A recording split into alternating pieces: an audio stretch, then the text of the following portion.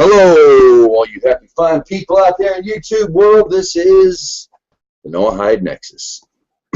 For all you fine folks watching out there in YouTubeville, I apologize for not getting a questionnaire out, a question and answer section up, but I've got you open down here in Google Chrome. So if you have a question you want to ask, you can go ahead and leave it in the comments section. Hopefully, we'll be able to get to it at the right time.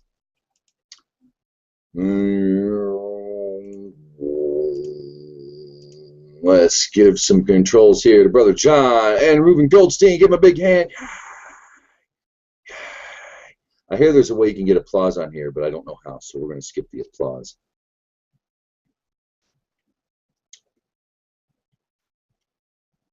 So how y'all doing? How long have you been in the hangout all day, or in hangouts all day, or did you get some sleep there, guys, or is this wrapping the whole thing up? Well, I got to sleep in the middle of the hangout last night, but I've been up all day, taking care of business. All right.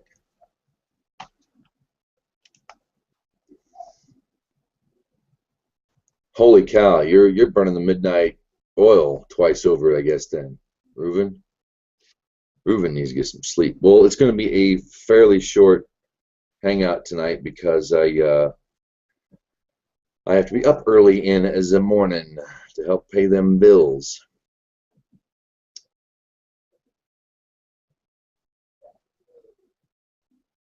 Well, the introduction here in my Chumash, this chapter, Massei, because I've seen it pronounced like 3 different ways now, and I have this follows, I think, more the Hasidus, the Hertz edition does.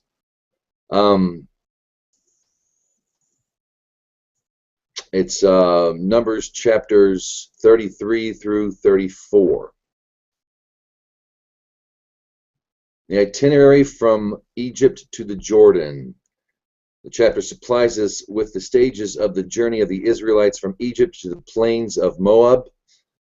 It is written to serve as a memorial not only of historical interest but of deep religious significance. Every journey and every halting place had its suggestions for the instruction, admonition, or encouragement of Israel. Midrash says it may be likened unto a king who had taken his ailing son to a distant place to be cured. On the return journey, the king would lovingly recount to the lad all the experience they went through at each of their halting places. As this spot we slept, at that we had a cool resting place from the heat, and the other you overcame with pains of the head. Israel is God's child, upon whom he bestows compassion, even as a father bestows compassion on his son. And it's quite an itinerary. I mean, there was a lot. I was watching. I watched a couple of videos on the Parsha before I set this thing up tonight. And one of the perspectives is that each of these places, these halting stages, is like in many ways are setbacks or something that held them up or something they had to do before they could get ready to go into the promised land. It starts with Egypt, and it went everywhere. I mean, every single place, every stopping place is accounted for here in this Parsha. Welcome, Prescott. 'Tis good to see you, sir.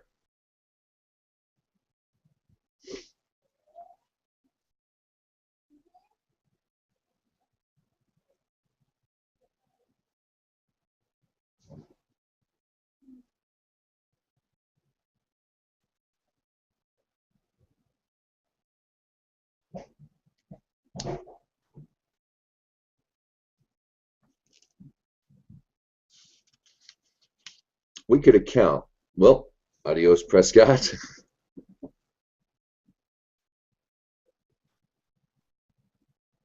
Let's try to read some of these, why don't we? These are the stages of the children of Israel by which they went forth out of the land of Egypt by their hosts under the hand of Moses and Aaron. And Moses wrote their goings forth stage by stage by the commandment of the Lord, and these are their stages and their goings forth. And they journeyed from the Ramesses in the first month, on the 15th day of the first month, on the morrow after the Passover, the children of Israel went out with a high hand in the sight of all Egyptians. High hand meaning that there was nothing clandestine about it. They were leaving, and everyone could watch. While the Egyptians were burying them that the Lord had smitten among them, even all their firstborn upon their gods, also the Lord executed judgments. The children of Israel journeyed from Ramesses and pitched in Sukkoth, or Sukkoth, I guess, which is a holiday coming up soon. And they journeyed from Sukkoth and pitched in Etham, which is in the edge of the wilderness. And they journeyed from Etham and turned back to Pi-hahiroth, or Pi-hahiroth, hope I got that right, which is before Baal-Zephon, and they pitched before Migdol. And they journeyed from Pene-hahiroth and passed through the midst of the sea into the wilderness, and they went 3 days' journey into the wilderness of Etham and pitched in Marah. And they journeyed from Marah and came to Elim, and in Elim, or Elim, there were 12 springs of water, and 70 palm trees, and they pitched there. And they journeyed from Elim and pitched by the Red Sea. And they journeyed from the Red Sea and pitched in the wilderness of Sin. And they journeyed from the wilderness of Sin and pitched in Dophkah. They journeyed from Dophkah and pitched in Alush. I mean, we're coming to the end of the Torah, or getting into this chapter, this book. And it's almost like they're recounting everything so far. It's just kind of summing up everything, kind of giving you a reminder of every place they had been.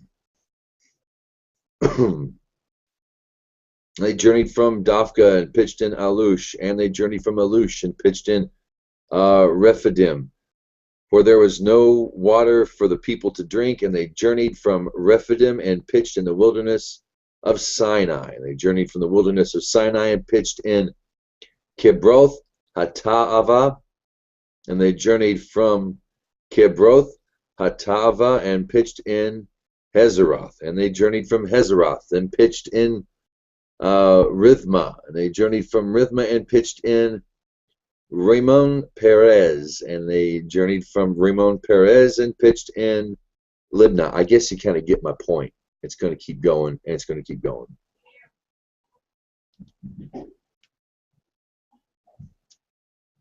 Aaron the priest, he went up on the Mount of Hor at the commandment of the Lord, and he died there in the 14th year after the children of Israel were come out of the land of Egypt in the 5th month on the 1st day of the month. And Aaron was 123 years old when he died in Mount Hor.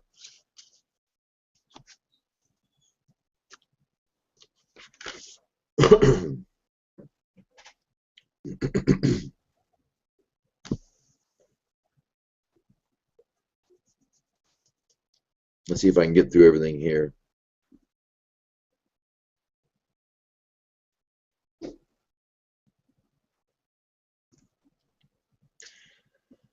We've gone over here from the mountains, or the mountains of Abarim, and pitched in the plains of Moab by the Jordan at Jericho. And they pitched by the Jordan from Beth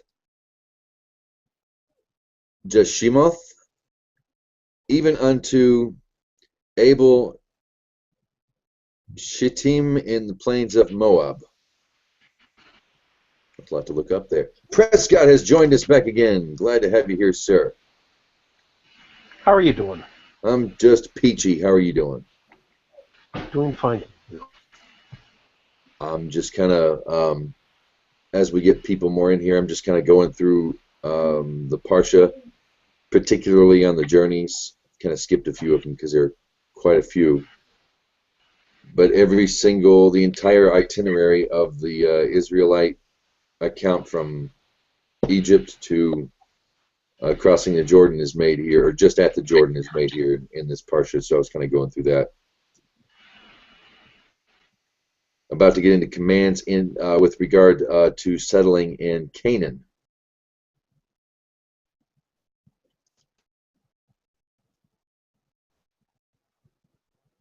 Numbers 33:50. My pleasure. And I will have, let me get here a copy of the, just in case.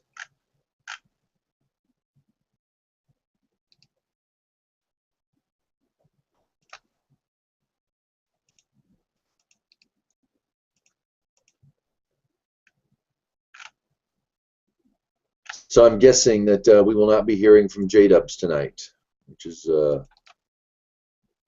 saddening. I hope he surprises me and turns up. All right. Not here to talk to anybody else. Commands with regard to the settlement in Canaan, or Canaan, I guess. The Lord spoke unto Moses in the plains of Moab by the Jordan at Jericho, saying, Speak unto the children of Israel, and say unto them, when ye pass over the Jordan into the land of Canaan, then ye shall drive out all the inhabitants of the land from before you, and destroy all their figured stones, and destroy all their molten images, and demolish their high places. In other words, I guess you'd call a holy place. You shall drive out the inhabitants of the land and dwell therein, for unto you I have given the land to possess it, and ye shall inherit the land by lot according to your families. And the more you shall give, the more inheritance, and the fewer thou shalt give, the less inheritance. Whoever the lot fallen to any man, that shall be his, according to the tribes of your fathers shall you inherit.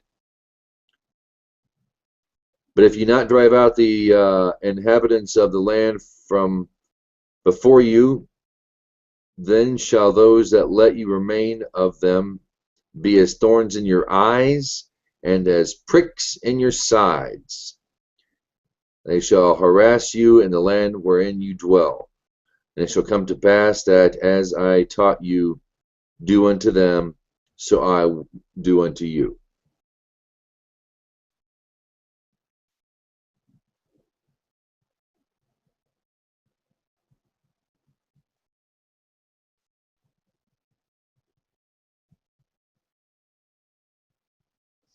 Everything that savored of idolatry, anything that smelled or smacks of idolatry, was to be swept away as being offensive to God and religiously perilous to the Israelites.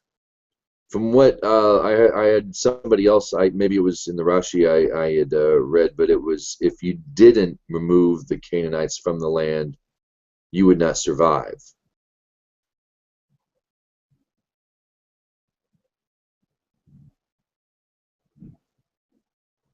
Yeah, if they left the Canaanites unexpelled, the end would be the expulsion of Israel. Right here in the Hertz edition.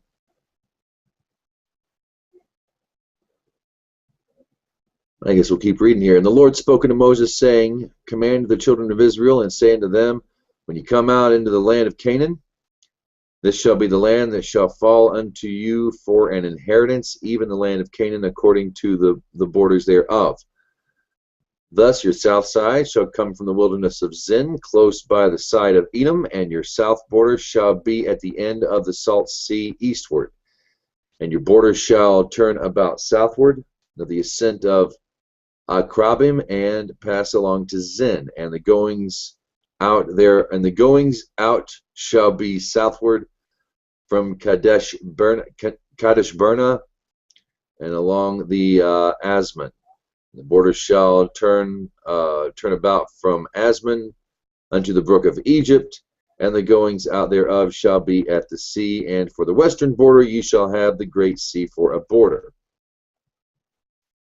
This shall be your west border, and this shall be your north border. From the great sea you shall mark out your line unto Mount Hor. The chapter indicates the ideal limits of the Holy Land.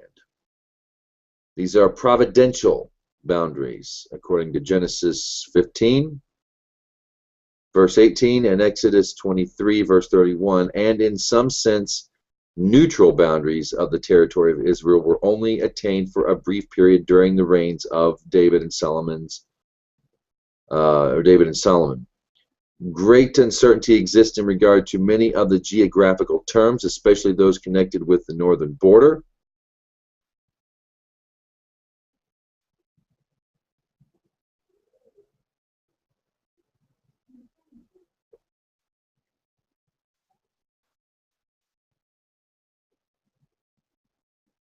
Now, I mentioned Hor earlier. It makes it clear here that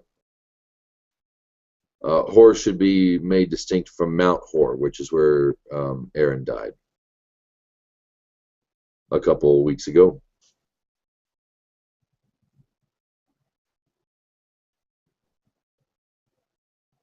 The Great Sea, by the way, is the Mediterranean.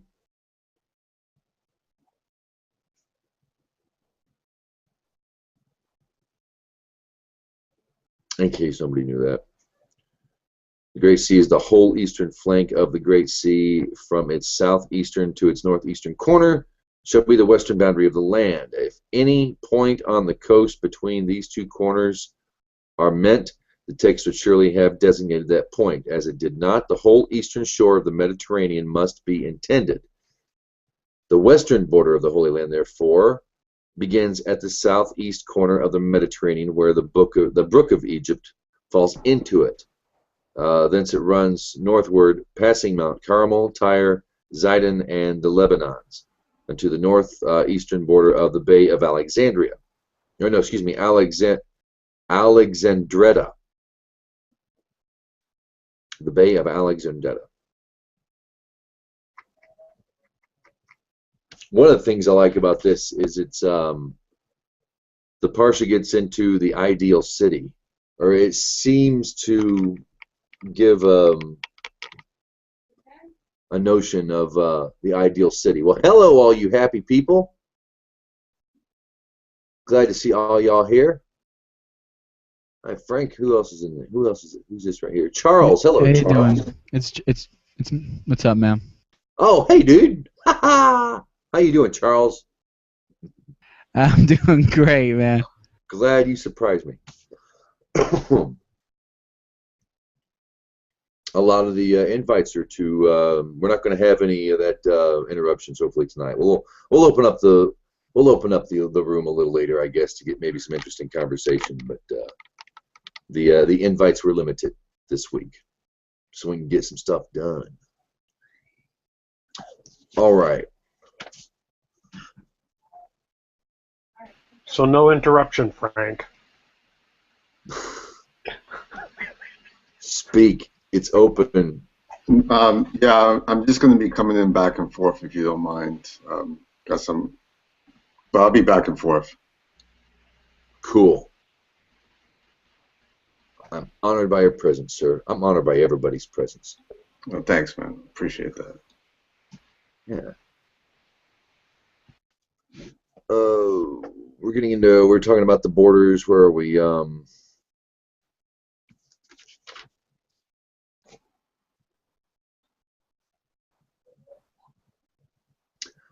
This is once in the distinction of Hor and Mount Hor.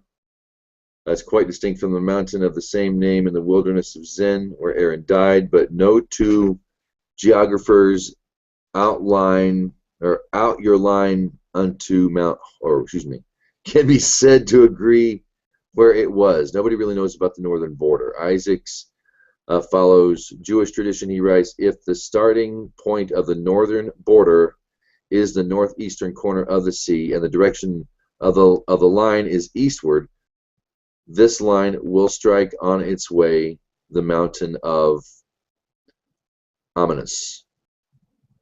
Targum Jonathan and Tosefta also identify this Mount Hor with Mount Amanus. Mount Amanus is the northern Giaourdagh.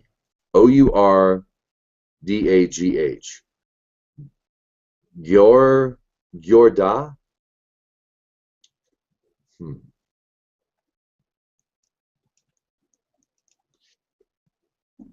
Well, good thing we have Reuben there. Chuck, I wanted you to show up too.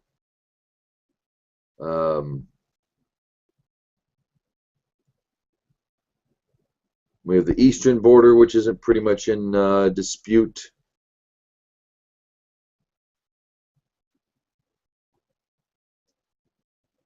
Here's something that might be interesting. And the Lord spoke unto Moses, saying, these are the names of the men that shall take possession of the land for you. Eleazar the priest, and Joshua the son of Nun. He shall take one prince for every tribe to take possession of the land. So princes are appointed to superintended the allotment of Western Palestine.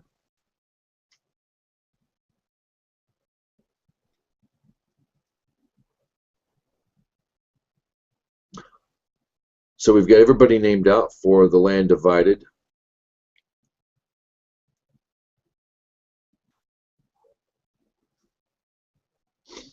The Levites, now help me out here. Does this mean that the Levites, in chapter 35, and the Lord spoke to Moses in the plains of Moab by the Jordan at Jericho, saying, command the children of Israel that they give unto the Levites of the inheritance of their possession cities to dwell in, and open land round the cities shall give to the Levites. Is it the Levites who then beautify the land?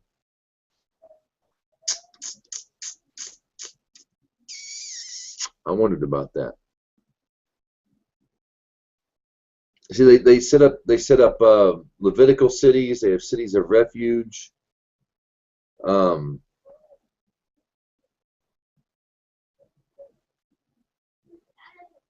48 cities with a portion of the land attached to each are to be set aside for support of the Levites. The carrying into effect of this law is given in Joshua 21.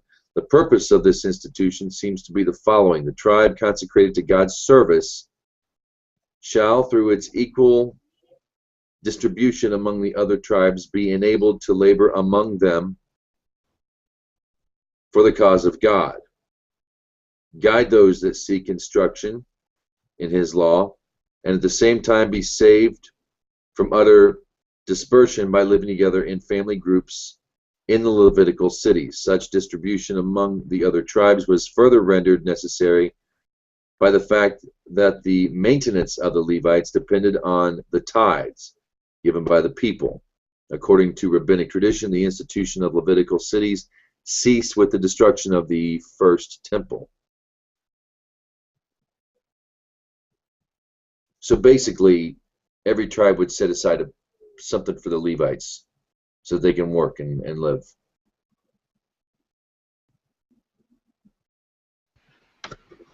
Now, maybe it's just my reading of this, and I don't have any other thing to kind of base this on. It just kind of struck me as I was reading it. It almost sounds like the Levitical cities operate on a kind of communal arrangement, where they, in the surrounding area, it's kind of like this is where the city is going to be kind of fed from. It's not going to be a bunch of individuals with land holdings and so on, and so it's going to reflect something a little differently than the rest of the cities in Israel, which makes me kind of wonder about the is it the dichotomy that we often, or the polarization that we often see society now, which is this thrust between right and left, of where you have a kind of socialized system that's always competing with a privatized system. And it seems like the Levitical system might be the way that this kind of social system worked itself out in Israel. Because I tend to think of the Torah as being probably more capitalist and more interested in private interests. But when we come to the Levitical stuff, it tends to be more communal. Anyway, those are my thoughts. Well, they get a place in every city, and they're paid by everybody else. I mean, yeah, that really is truly a communal. They're the city workers. Next time you see a group of guys around a rail bed, and there's 5 of them looking at one guy digging a hole, those are the Levites. Ay. Ay, ay, ay. Yeah, they're suburbs, an area consisting of open space around the city, serving to beautify it. It was not permitted to build houses there in order to plant vineyards or to sow a plantation. So says Rashi. And I think that's really, really cool.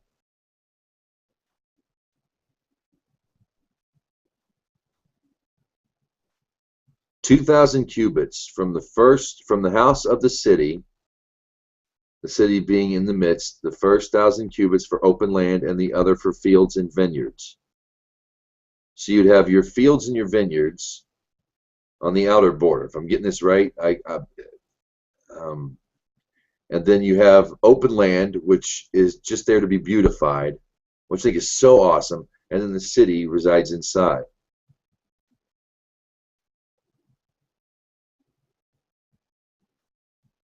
I have a question, Idol. Yeah. Did you say that their responsibilities ceased after the temple was destroyed, or did I mishear you? It was the Levitical cities. Levitical cities ceased with the destruction of the first temple.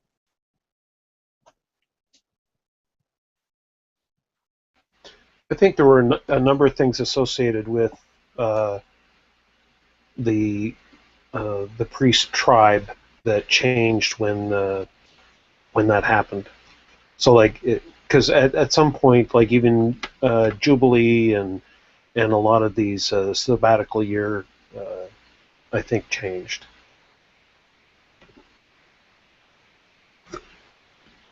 Reuven says it's not practical to leave those Levitical cities mostly uninhabited upon the exile. Explain. Please.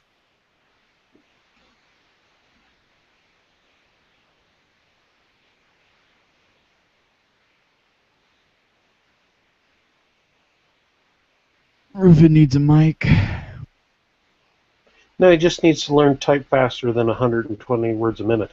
It's not fast enough, Reuven. Oh, come on, you can do better than that. They would likely have lost much of their populations. Oh, because of the exile. So it was more that it was kind of imposed by the exile itself, as opposed to a choice. So why did they not reinstitute it afterwards, like say during the period of the Second Temple?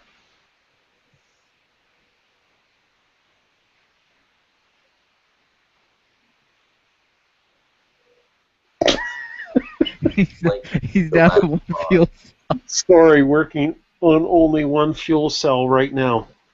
All right, get him some Red Bull, somebody. Fair enough.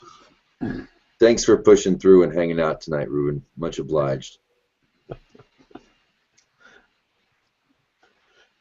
He was busy trying to break up all the countries in the world on Facebook. So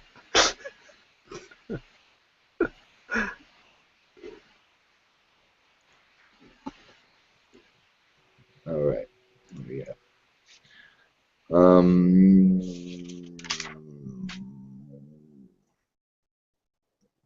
this is also an interesting bit. And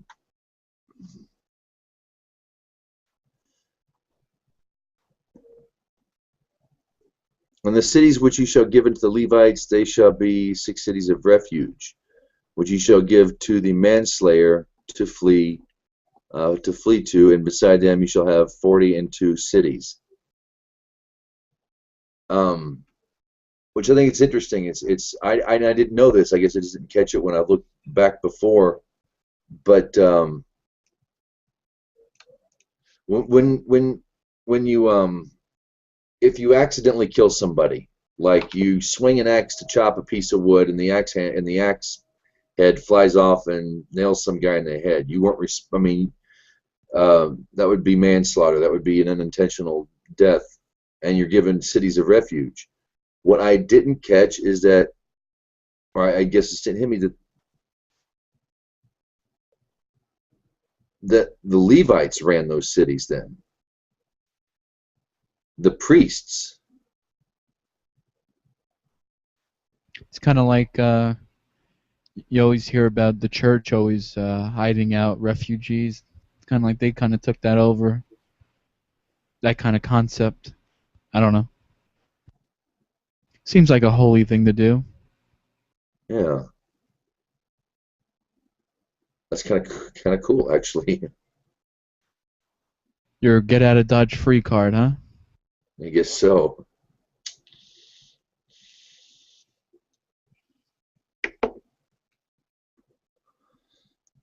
Cities of refuge. 6 cities of refuge, 3 on either side of the Jordan, are to be set aside as places of asylum for accidental homicides.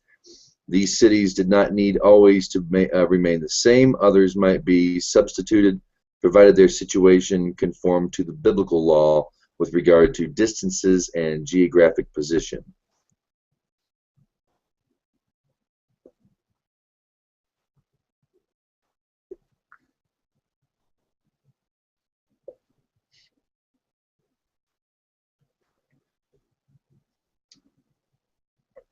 Now, see, people would, like family members and whatnot, would come after you if you accidentally killed somebody. And that would be interesting that they would be housed by the priests. I mean, it would take some gumption.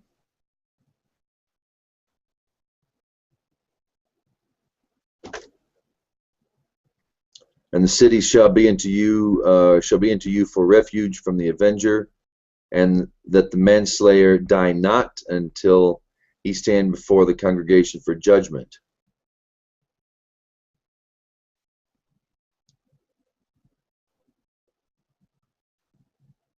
It refers to the nearest representative of the family of the slain in regards to avenger, or avenger of blood, or redeemer, whose duty was to vindicate the death of the victim. In primitive society, if one member of a family was murdered, an intolerable shame rested upon the family until satisfaction had been inflicted on the manslayer at the hands of the redeemer, or avenger of the family honor. It was the sacred aim of the Mosaic legislation to take the decision of the guilt or innocence of the manslayer out of the hands of the avenger and assign it to an impartial tribunal. The tribunal of elders and judges appointed by the community to which the homicide belongs. In later times, it was understood to refer to a duly constituted Sanhedrin. So they would go to the cities of refuge, I guess, before their trial.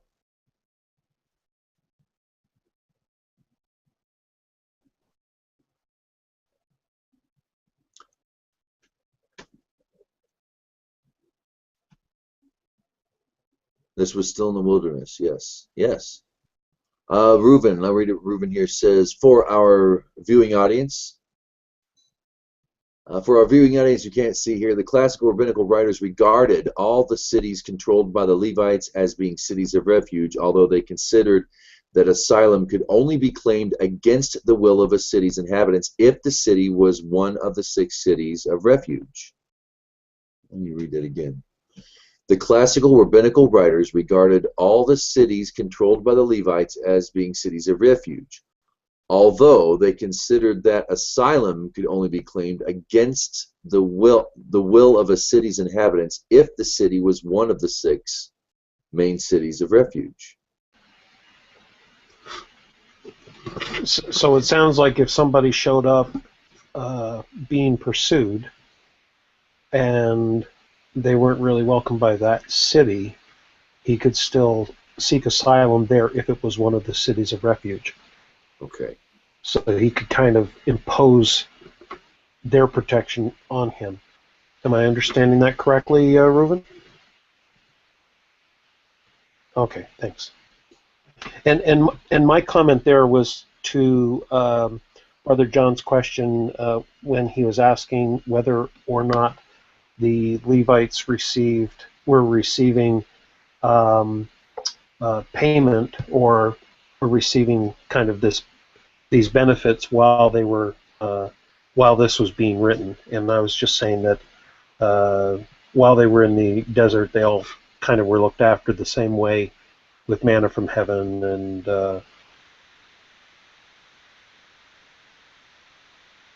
when they possessed them, they were to set it up.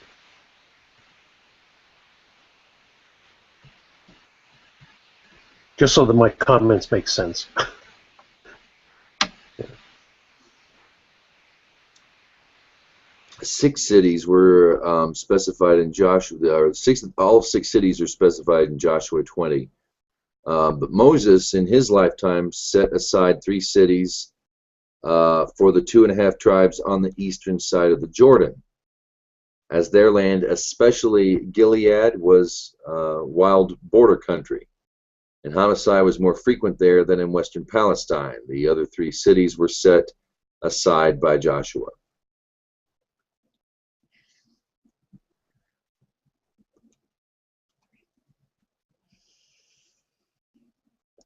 For the children of Israel, and for the stranger, and for the settler among them, shall these 6 cities be for refuge, that every one that killeth any person through error may flee. But if he smote him with an instrument of iron, so that he died, he was a murderer, and the murderer shall surely be put to death. So once again, God's kind of reminding us what we mean by cities of refuge for accidental homicide. And when we say for the stranger, I think that might apply to us, all Goyish folk here. It says ger, which is stranger among you. The resident alien, there we go. Cities of refuge were to be for everyone, including both the resident alien and the non-Israelite who was making but a temporary stay in the land of Israel. All human life is holy, according to Exodus 21, and no innocent blood should be suffered to be shed. Homeborn and stranger alike, therefore, shall have one law in regard to asylum.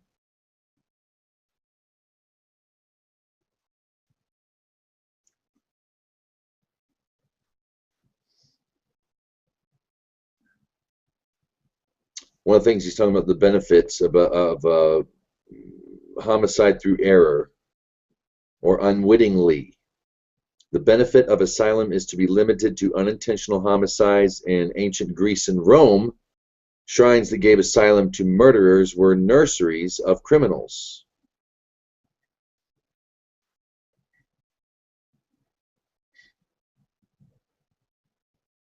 In the time of Tiberius, the swarms of desperadoes at shrines had become so dangerous that the right was limited to a few cities. Conditions were not much better than the medieval church began to offer sanctuary to criminals of every description. The Torah alone forbade the granting of protection to the willful offender. If a man came presumptuously upon his neighbor to slay him with guile, thou shalt make him from mine altar, and they may die. If it was a priest who officiated at the altar, says the Talmud, he is not to escape punishment if his act was other than unintentional homicide.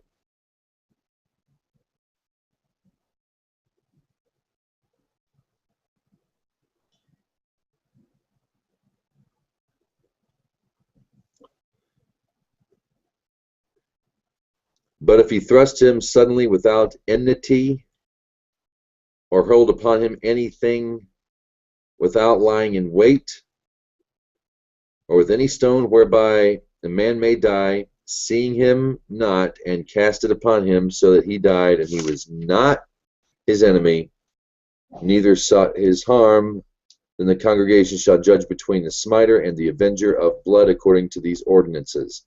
And the congregation shall deliver the manslayer out of the hand of the avenger of blood, and the congregation shall restore him to his duty of refuge, to his city of refuge,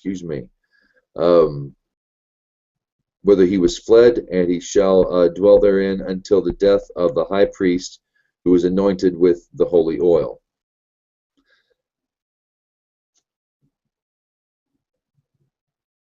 But if the manslayer shall at any time go beyond the border of his city of refuge, whether fleeing, and if the avenger of blood find him without the border of his city of refuge, and the avenger of blood slay the manslayer, there shall be no blood guiltiness for him, because he must remain in the city of refuge until the death of the high priest.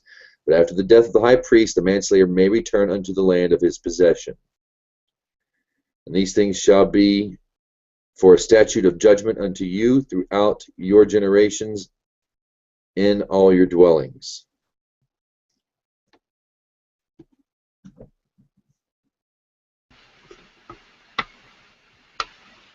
So why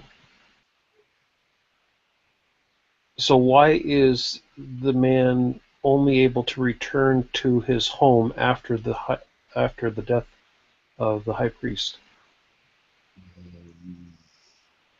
Because I don't think that it says there, but I've wondered. I guess for there to be a period of time to lapse, for things to settle down, maybe. Yeah, but what if the high priest dies like a week after judgment? Like after they basically are protecting this guy, and a week later, are the Avengers are their tempers going to cool down? And because the idea behind the city of refuge is to provide protection, and so I'm just wondering what the significance was. Like, they could have said, a year later, 2 years later, 10 years later, and just imposed an arbitrary period of time, but they actually measure it according to, when the presiding high priest passes.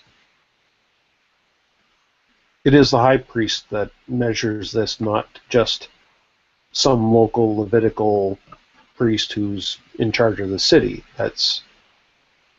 It'd be one of the Kohen, one of the Aaronic priests in Jerusalem.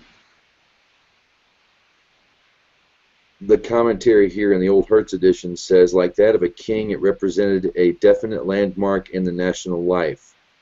And as asylum was connected with the altar of the central sanctuary, and with cities of the Levites, it was but natural that the death of the high priest, and not that of the king, should have been selected as the date terminating the exile of the unfortunate manslayer. Various other explanations have been given as to why the death of the high priest should be the signal for giving the homicide his freedom. Maimonides thinks that the death of the high priest was an advent that moved the entire people so much that no thoughts of vengeance could arise in the avenger of blood. According to the Talmud, the high priest should, by the power of prayer, have made such calamity as murder an impossibility in Israel. That he had not succeeded in doing so was a proof that he had failed in his duty. Hence, he had to bear the penalty of knowing how to welcome his death would be. Okay, hence he had to bear the penalty of knowing how welcome his death would be in the land exiled to a city of refuge.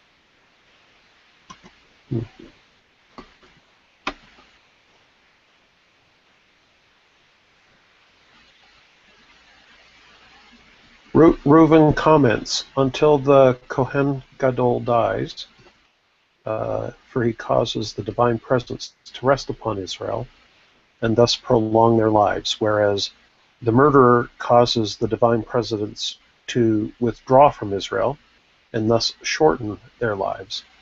He is not worthy of standing before the Kohen Gadol. Sifrei Massei 20.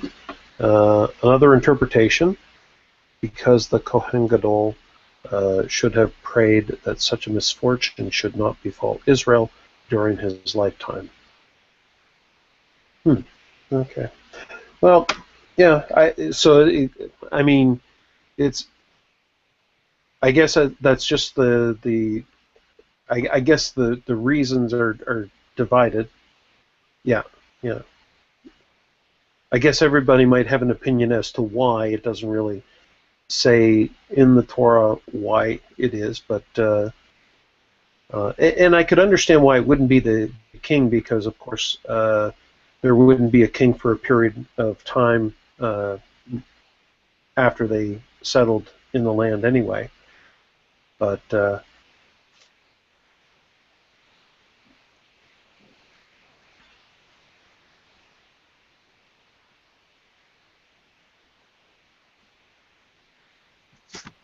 I just know that if I hurt somebody in if I killed somebody in J-Dub's family,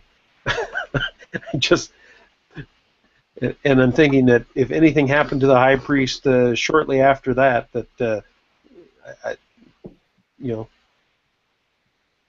would you still come after me, J-Dubs? Unfortunately, Love you like a brother, Prescott.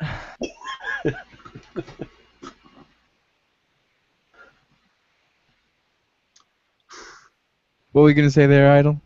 actually, I got the wrong avatar. I thought you had left. It was Brother John who left. Yeah. Um, He might have got booted because he didn't say goodbye or anything. So, it wouldn't surprise me if he came back.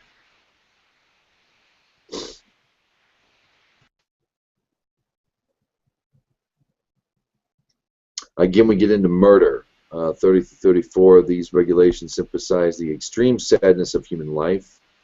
An ancient custom, the loss of life could be compensated for by the death of any member of the manslayer's family. Here, the law insists that the murderer only is to forfeit his life. Murder, furthermore, is such a heinous crime, it cannot be atoned for by the payment of a money fine, and not even the man who has unintentionally killed another can purchase his release from the city of refuge before the death of the high priest.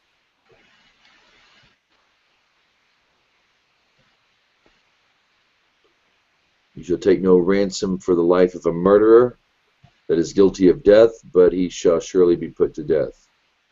Where are we reading from again? Apologies. It was Numbers 35, and I was starting there at about 30. Oh, okay. Okay, thank you. Just take no ransom for the life of a murderer that is guilty of death. He shall surely be put to death, and you shall take no ransom for him that is fled to his city of refuge, that he should come again to dwell in the land until the death of the priest. So you shall not pollute the land wherein you are, for blood it pollutes the land, and no expiation can be made for the land for the blood of that is shed therein, but by the blood of him that shed it. And thou shalt not defile the land in which you inhabit, in the midst of which I dwell, for I, the Lord, dwell in the midst of the children of Israel. God don't want to sit in a filthy place. God wants to dwell in a nice place. As close to Eden as possible, I suppose.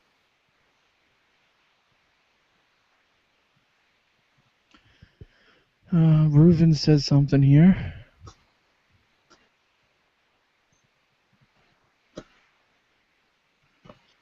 What if I never understood? What I never understood is why, if he can make the journey to one of those cities, that he does not simply go to the next country over.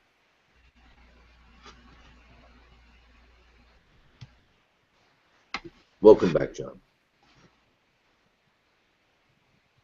Is there anything that said he can't go to is there anything he said he can't leave Israel, the land?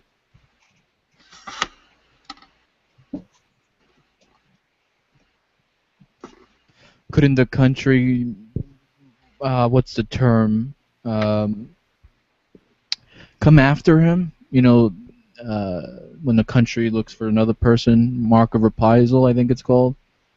I mean, you know? Mm-hmm. I guess he would have refuge there. I guess that's why. I suppose, yeah, I suppose if he's running away from,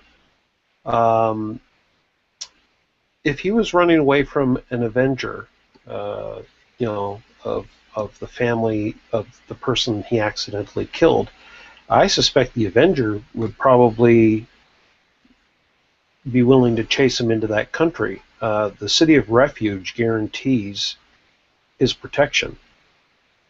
Going to another country does not. Also kind of says that you're kind of guilty of it too, you know. At least you go to the city of refuge, you kind of want a fair game here, you know. I don't know.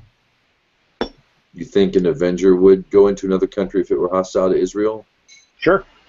Well, why would if the manslayer would? If he felt confident enough to go into that other country, it's not like he's going to go in and say, "I'm running away because they think I killed this guy and I really didn't." I mean, he's going to be hiding as much as they are, I would think. You're pointing to your ear. Am I too loud? No, I have an itch. Oh, okay. All right.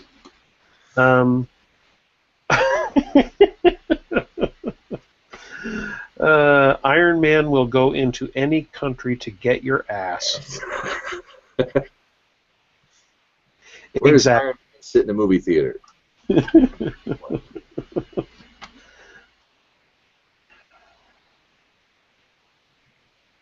but you know, and that sometimes is a point that sometimes people miss when they're being critical of the Torah and suggesting that these laws are all like kind of crazy laws that are being imposed on everybody arbitrarily.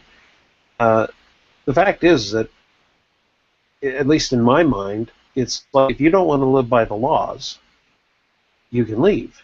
You don't have to stay inside Israel proper.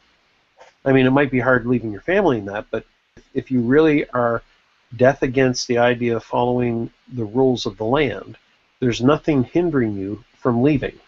And once you're outside the borders of Israel, those rules don't apply to you anymore because they only apply to Israel proper. Very good point.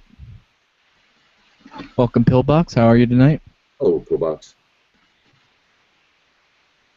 Hey, what's going on, guys? Our drooling dragon of the evening. Yeah. Yep, I saw those guys yelling at you, James. Man, the attacks never stop, and it's always something, you know, beyond normal conversation. Let's not divert. I don't want to divert you. No, it's not divert. That's actually why I came in here. I just wanted to see what James was up to, and I didn't know you were in here, Shay Dubs. That's your new thing that got the Israeli flag going, huh? Gotta keep it late. What's it called? Reuven DL. Keep it on the DL. Oh, sorry about that. Okay, you guys continue. Just doing some Bible study. We're at Numbers chapter 36. Okay. if you are so inclined. Yes, I'm going to look it up right now.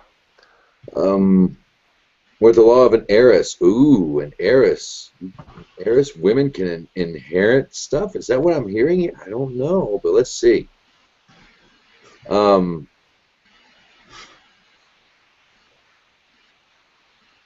We'll just give it a, let's see, 1 through 11, they summarize here. Was laid down that permitted daughters to inherit property in the absence of male issue. But there is a danger that if such an heiress married men belonging to other tribes, their inheritance might pass out of their particular tribe. To guard against this particular contingency, the ruling in the present chapter is given. The question was raised by the chiefs of the clan of Machir, of the half-tribe of Manasseh, whose lot of territory was in Gilead. The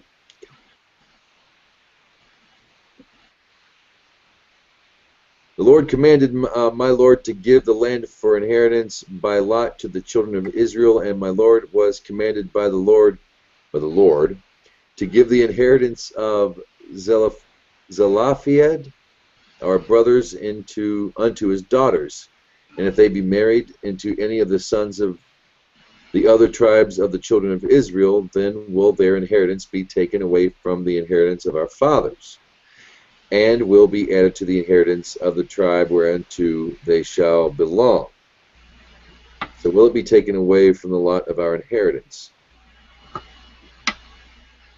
Those of you who don't know, it goes through the father. Your tribe goes through the father.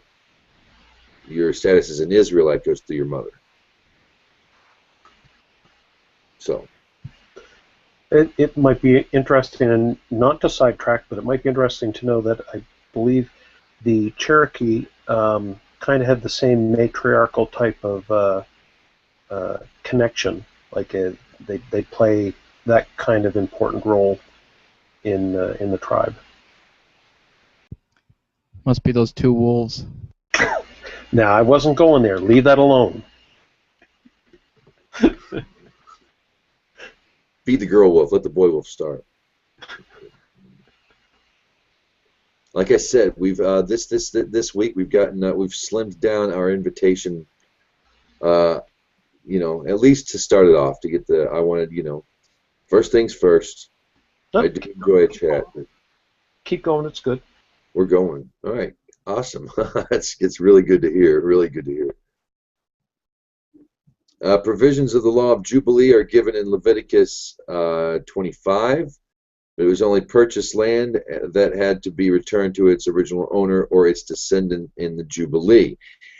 Inherited land, such as that belonged to the daughters of Zelophehad, had to be outside the provisions of that law, so that once those women married into another tribe, there was no hope of their property ever returning to their own tribe.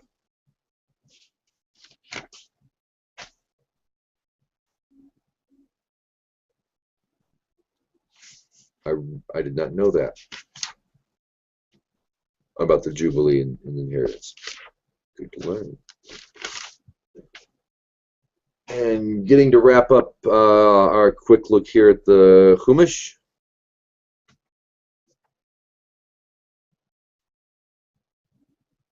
Each tribe preserved its own full inheritance. Okay.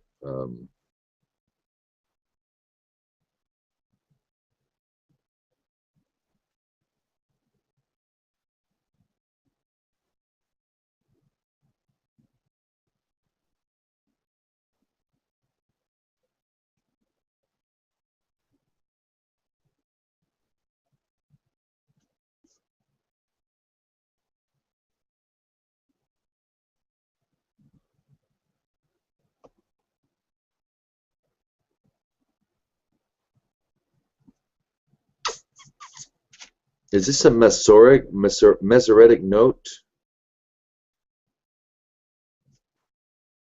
It just doesn't seem to be translated here in the Chumash.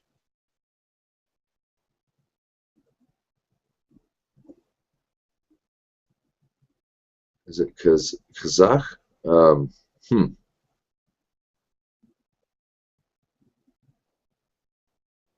Anybody know?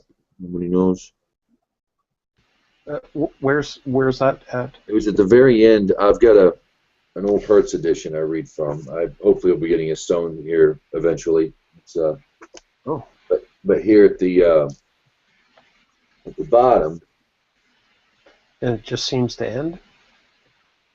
Yeah, Yep. and I don't see an English translation for it. You get the parallel English and Hebrew up here, and then at the end of the So it's not Parsha. continued on the next page? Like it doesn't show up on the next page at all? The next page is actually the Torah. Oh, okay. So I don't have my art scroll here, so I can't look it up. J-Dubs, do you have your stones anywhere about? I do not. Okay. Reuben, you're our last hope, man. Please speak or type quickly.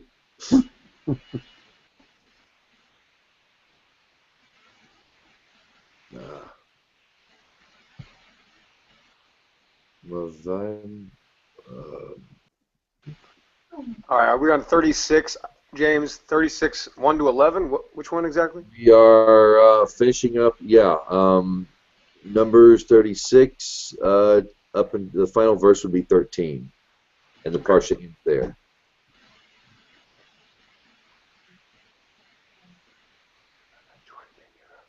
I'm just kind of looking through there and finding interesting things.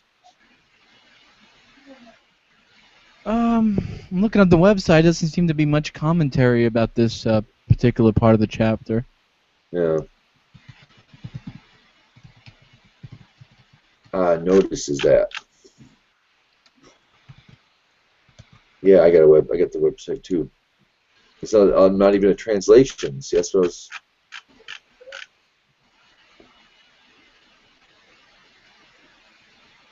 Let me see. There we go. Complete reading. I want to see if it even shows up. No, it doesn't even show up. Yeah.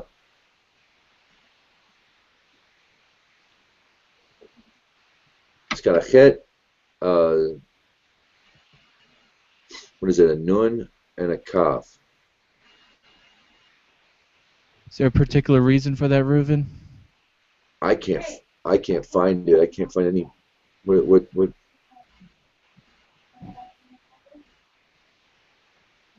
it was you said. Oh, at the end of the Parsha, just before we go off on the Haftorah on the next page, there's a section of Hebrew, and my Hebrew is bad, and I don't want to attempt it, and I couldn't, and I'm not good at Hebrew. Reading and writing is one thing, but translation is another. But you'll see here, you've got the English, Hebrew, side by side. Parsha ends, and it's got another little section right there.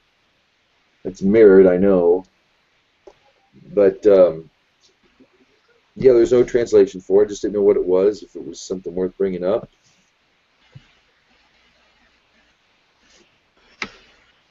I want to go back to building those cities, because that's what really, really, really stood out for me, was how they would construct a city. Actually, I can't say that. The journey was pretty. The journey at the beginning of the Parsha.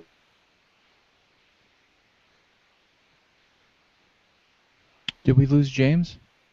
Oh. I actually found that pretty interesting as well, those refuge cities. I think we lost James. Ops and the congregations. Oh, there he is. James, you've been literally talking to yourself the past few seconds. We don't know what you were saying. We lost you. I'll just stop talking altogether if it's like that then. No, I'm kidding. And I might have trouble with my internet connection, it says. No. I do agree with you, James. The refuge cities are actually pretty interesting. You got a city, and then you've got land set aside just for beautification. And then you put your plants and your vineyards and your orchards and whatnot on the outer rim. That's got to be really pretty. Going into the city, I mean, when you're visiting a city, you pass by the crops and the orchards and whatnot, and the fruits and the grains, and then it's just beautified land. They're just to be beautified. I mean, who plants a city like that nowadays? Usually people plan the city, they usually bulldoze down the trees first, you know? That's usually the planning. Not allowed to build a shop, can't build a house. Any particular darts, Brother John?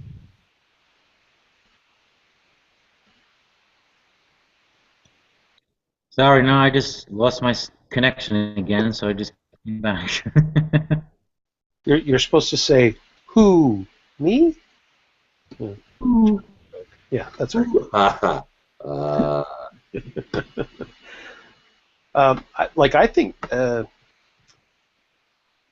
it's not uncommon that things of spiritual significance, like if you go through other countries, go through India and look at the buildings that are erected for religious purposes,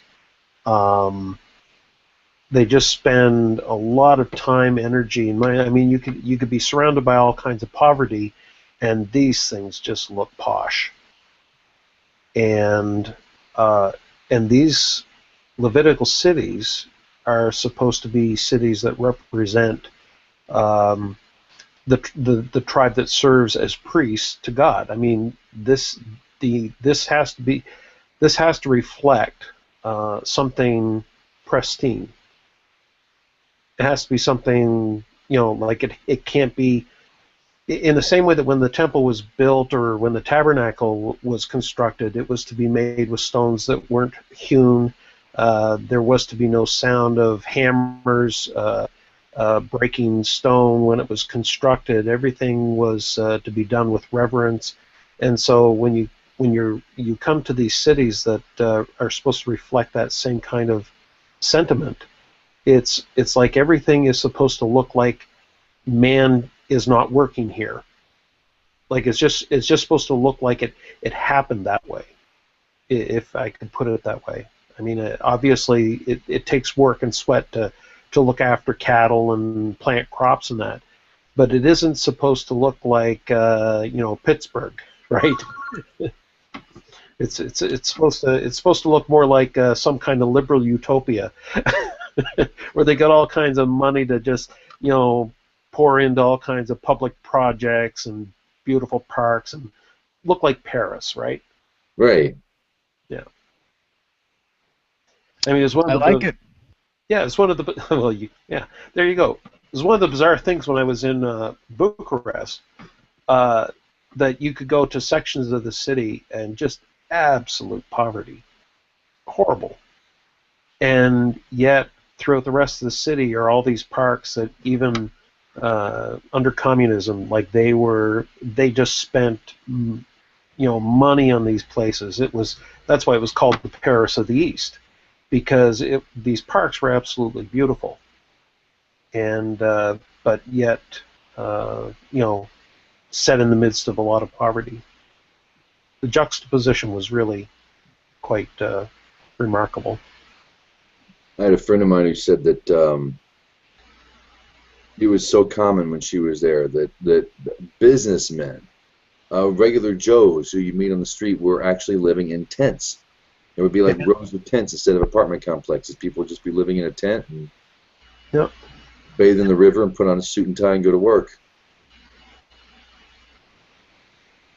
Yep, but the parks were just, I mean, I was there in the fall, and I was told that in the summertime, I mean, they are just manicured, they are just pampered, absolutely amazing. So that's kind of how I like when I'm thinking of these cities of refuge and why they might be interested in kind of showcasing this is our priesthood and these are the priests of our God, and this is how things are done here.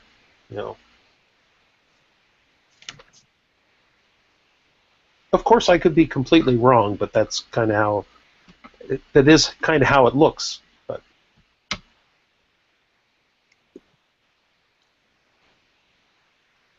Is there any effort in Israel to do the same thing these days that anybody knows of?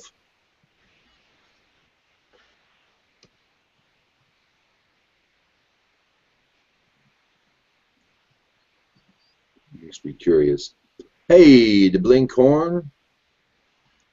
Doug, Welcome to the Nut Hutch. I oh, I'm sorry. Go ahead. I was just going to say that. Oh my goodness. Okay, Reuben, behave. I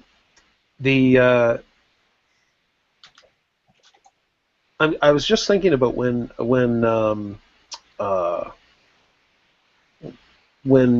immigrants first started making kind of like major migrations to the land.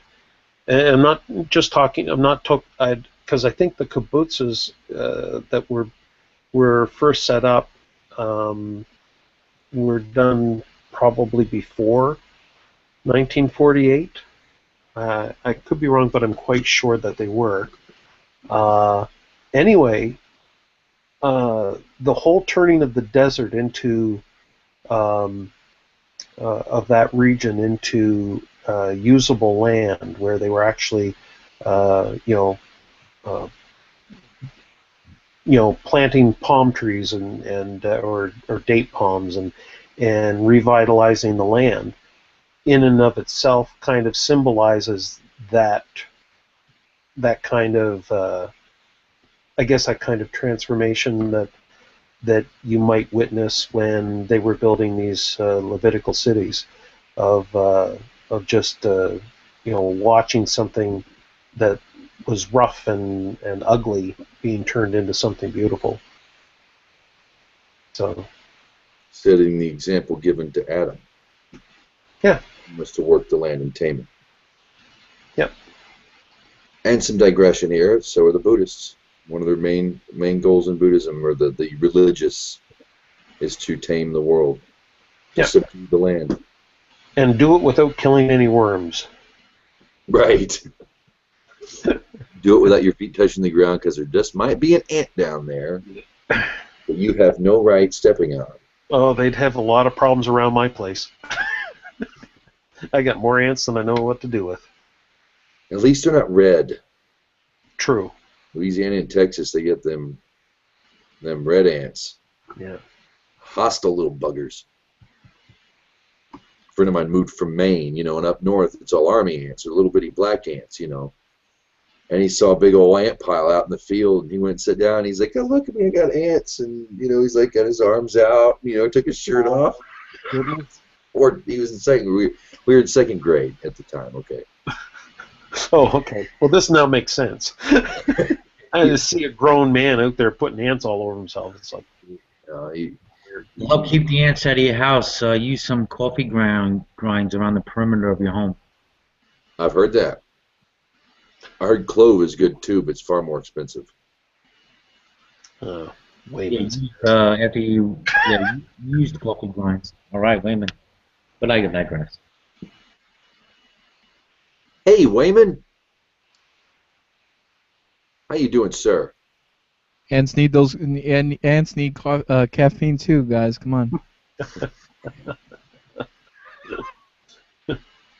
It makes them forget to get food. They go back to the queen. Hey, queen, what's up, baby? Where's my phone? Call the Avenger. Wayman literally missed pretty much the whole chapter we just studied a little bit. But he brought his beer. I'm about to go grab a beer myself here in a few minutes. Well, I was just informed that Russia is striking Ukraine. I don't know with what types of weapons, but... officially, or is this like? Well, I mean, if I want to call CNN official, they're 1% of the time. I would say they're official. This might be that time.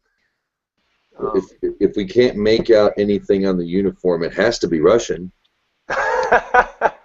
Like Putin says, he's like, prove it. Those are my troops. Prove they're Russian troops. And everyone just kind of dummied up, you know. Oh wait, that's awesome. I don't really hate Putin. I know that's like a big thing these days, but I don't know. No, I got a Time magazine with his face on it, and I put it on the wall. It pisses off all my conservative friends.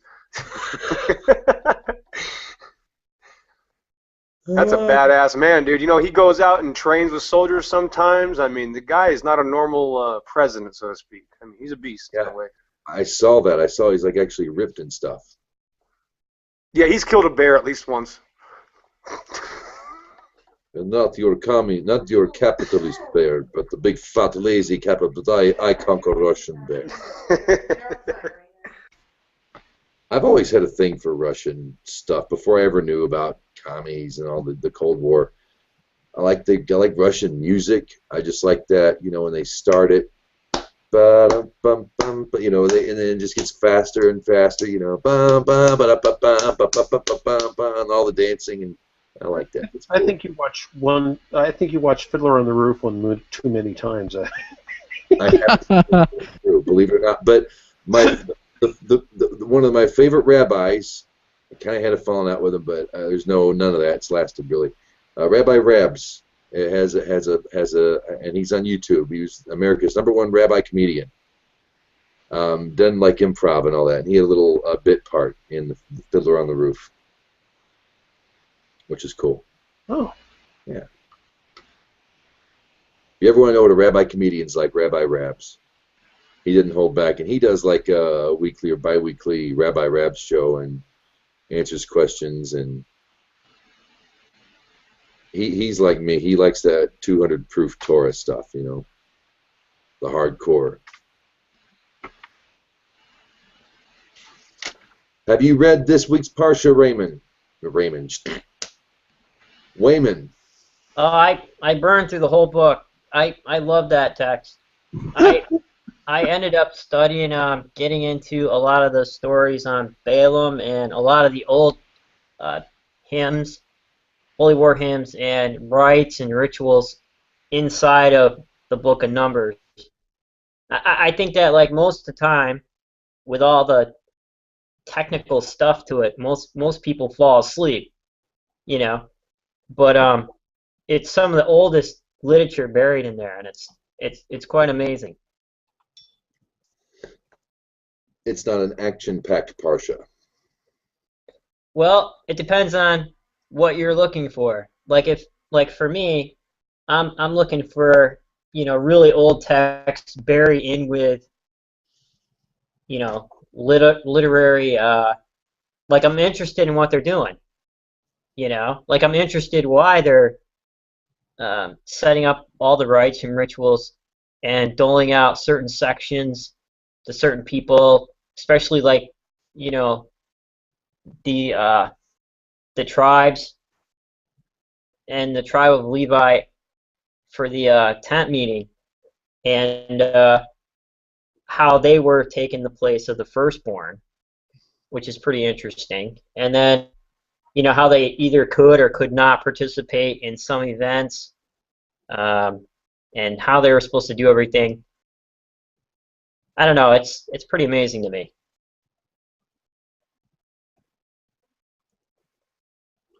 There was almost a sadness when I a couple of days ago when I actually sat down to start reading and stuff, and it starts off with, "This is where we've been. This is where you've gone. These are the stages of the children of Israel by which they went forth out of the land of Egypt by their hosts under the land of Moses and Aaron." And it just, every stop they made. And it really doesn't seem like that much until you read this part of Torah, and it just like spells every stop they made, every place they went. It's almost like a sadness, you know. Like your journey is stretching out before your eyes. You know, your life stretches before your eyes when you die or when you come to the end. Well, a lot of times too, since this was written down much later than it was told, I think, you know, a lot of times when they're retelling over and over and over, you know, from memory to their kids or to the to whoever they're memorizing, those certain things and those story cues were certain segments that were used to help them with memory on what events happened with those places. And that's why you see a lot of repeating of why things happened, because it made memorization a little bit easier to remember. Okay, we did this 6 times the same exact way, and we worked through this area 5 times maybe, or 7 times the same exact way. And when we went to war, we knew that we did this way because that's the way that we were told on how it was supposed to be done if we were to be successful. Yeah, when it mentions cities of refuge, it talks about setting up the cities, and then it reminds everybody again about the law against murder and how you set up a city of refuge. And that, I mean, in the middle of it, it's like, just in case you forgot, here's what I'm talking about. If you intentionally kill somebody, screw him. If he unintentionally killed somebody, then he has refuge. It's like it reminds you. Yeah. And it's in such a way. You know what else? When I read the Divine Code, which is I use that book a lot. It's the Kitzur Shulchan Aruch, the book of the law distilled for Gentiles out of Torah. And when you read it the first time through, and we read it extensively, it seems like there's a whole lot of repetitiveness. It's like, yeah, we got that. And then we go back and read it because we had a scheduled reading for the whole thing. And we went back and read it. It all made sense why there's so much what we would think is repetition, but it's just the law fortifying itself, I guess, if you will.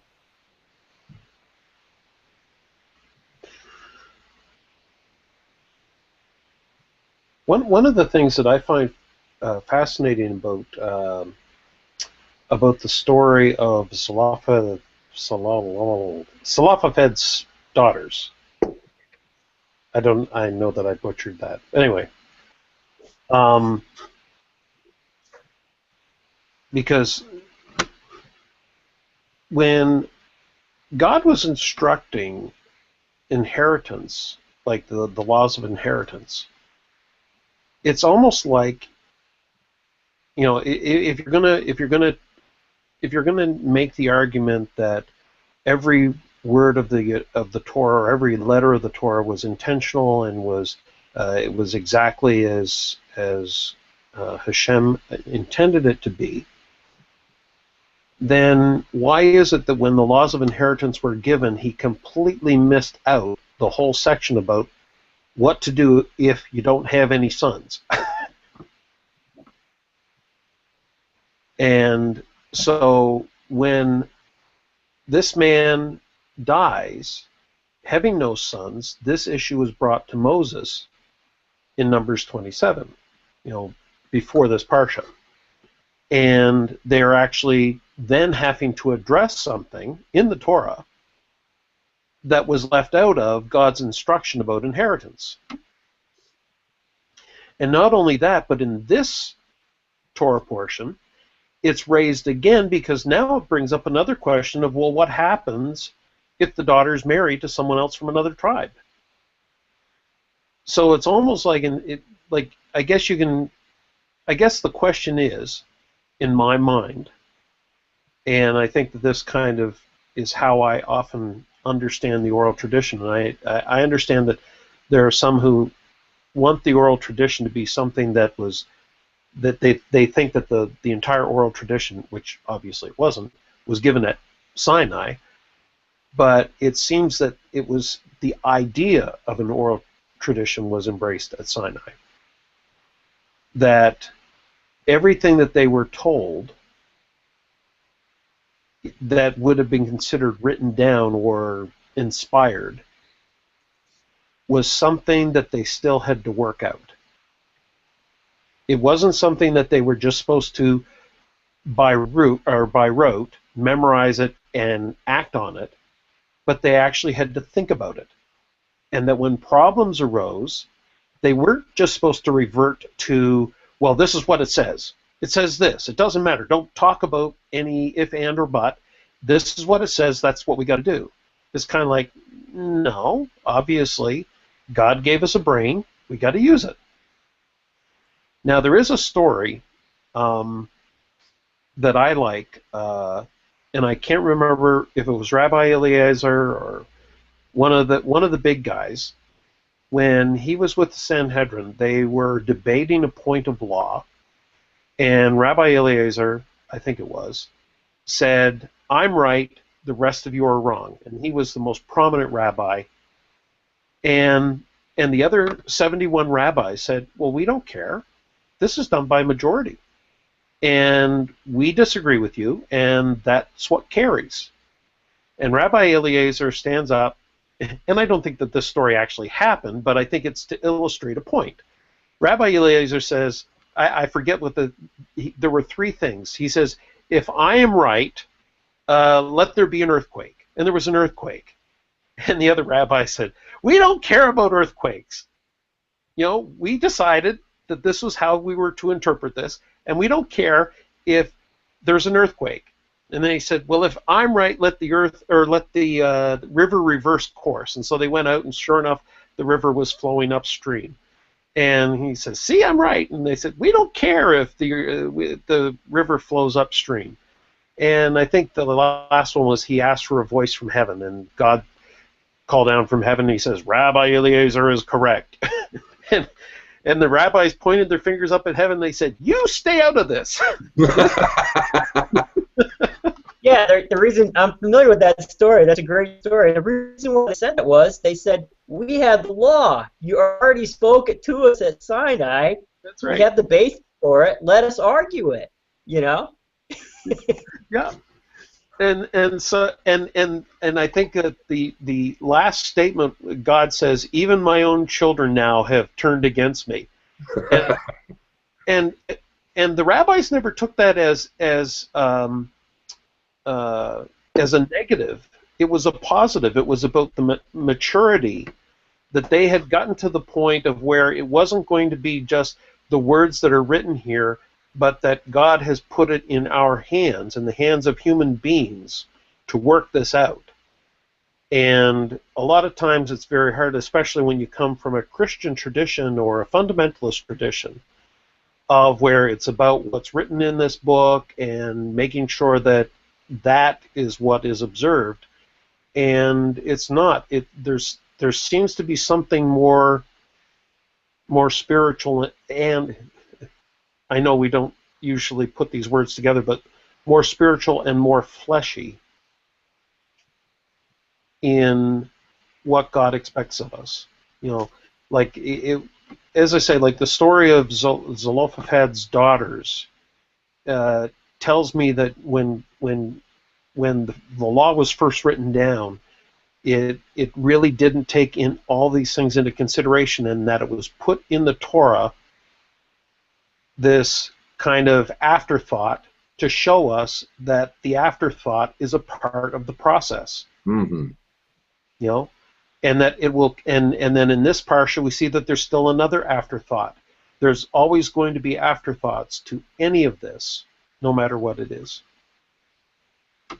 Anyway, I think that's where it's largely misunderstood by a lot of outsiders, well, including myself, because I'm not in on the whole thing, but it's largely misunderstood because if you, like you were saying, if you're coming from Christianity, fundamentalism, and all that, oh, why are we arguing with this? We shouldn't be arguing this, and we shouldn't be debating this, or we shouldn't be adding to this.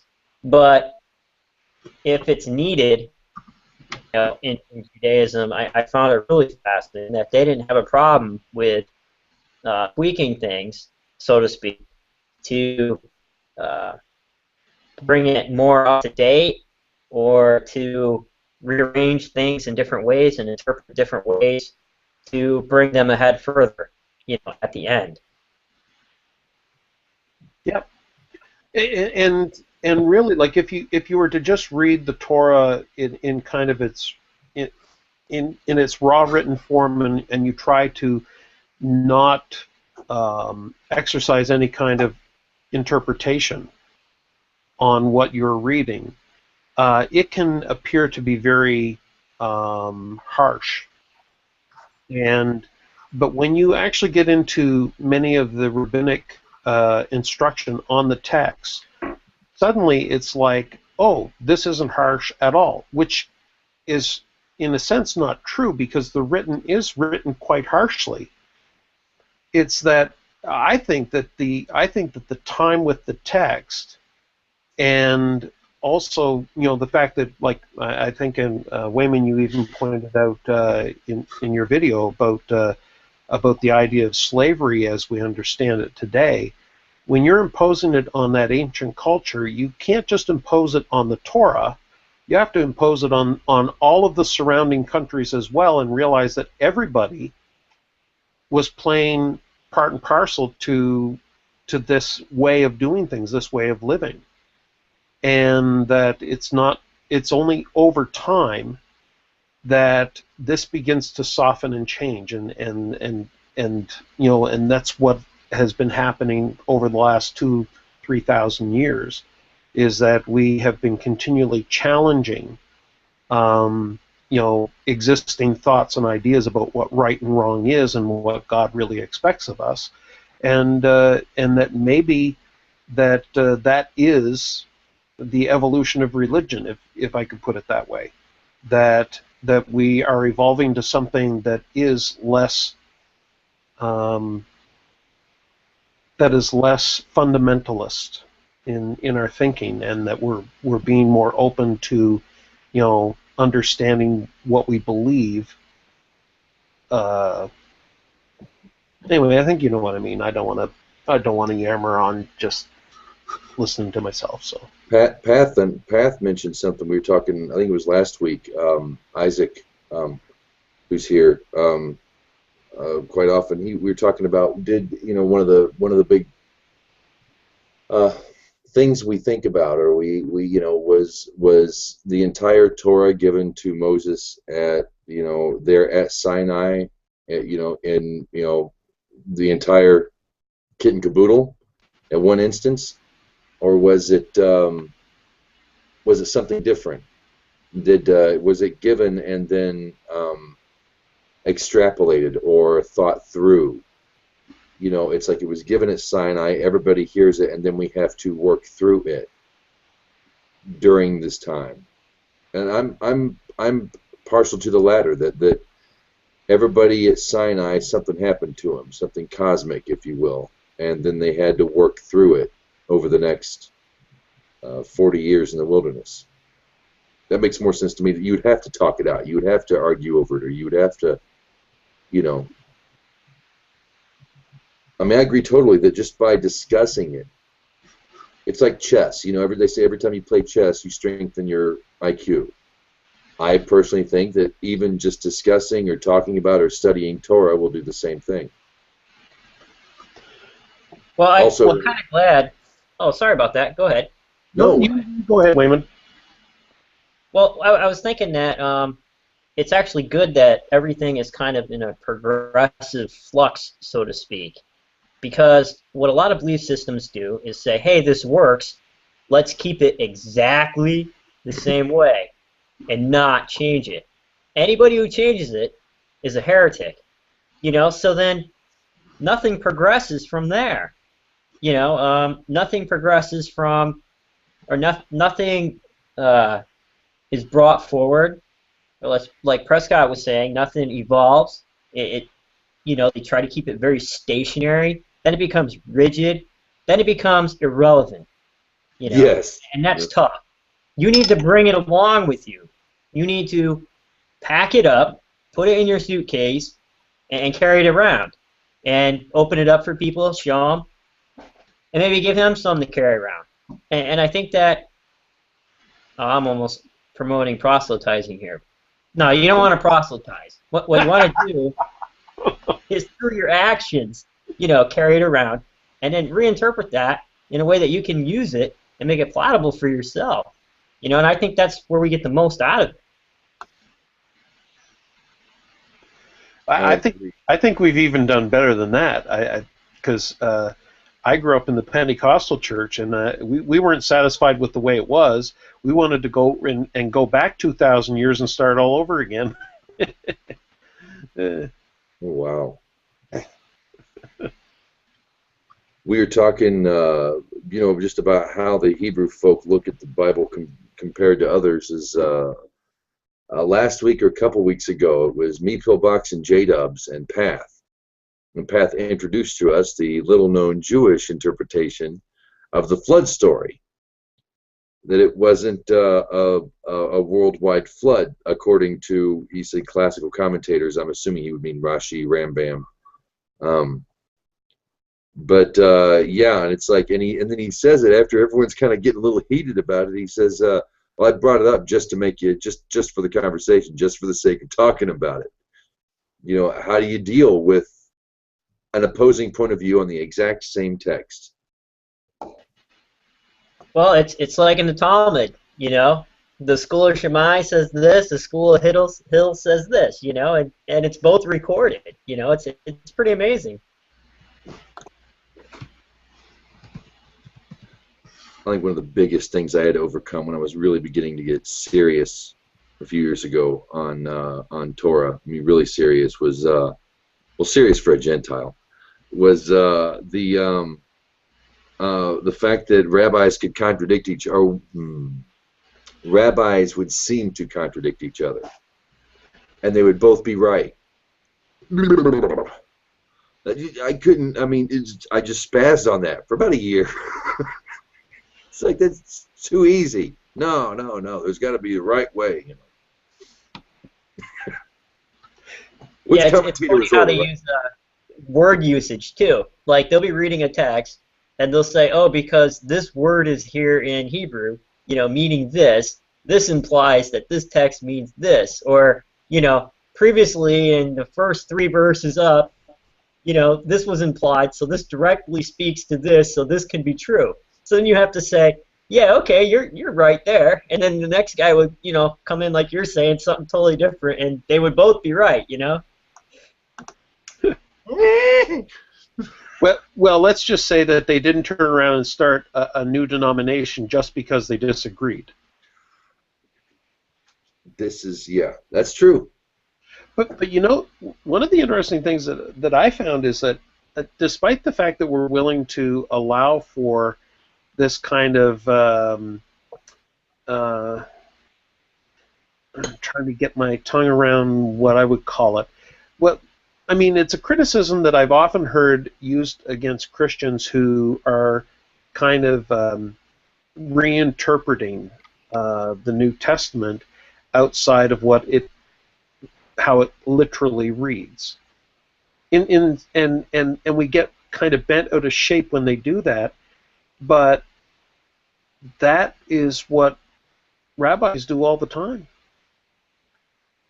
And so, like, why is it that we want to impose, that we want to insist that they have to literally interpret in a literal way their text, when it seems to me that what we learn from how the Torah is approached is that there is a multiplicity of ways to understand the text. And I think that the Torah itself, they say that there's something like 70 different levels of interpretation of the Torah, which means that it makes it kind of hard to really say my interpretation is right and your interpretation is wrong about anything. Just because there's, we have no way of determining all of the possible, permutations and such. Anyway, I use permutation as a word because it was the only one that came to my brain, and I don't even know if it was the right one or not.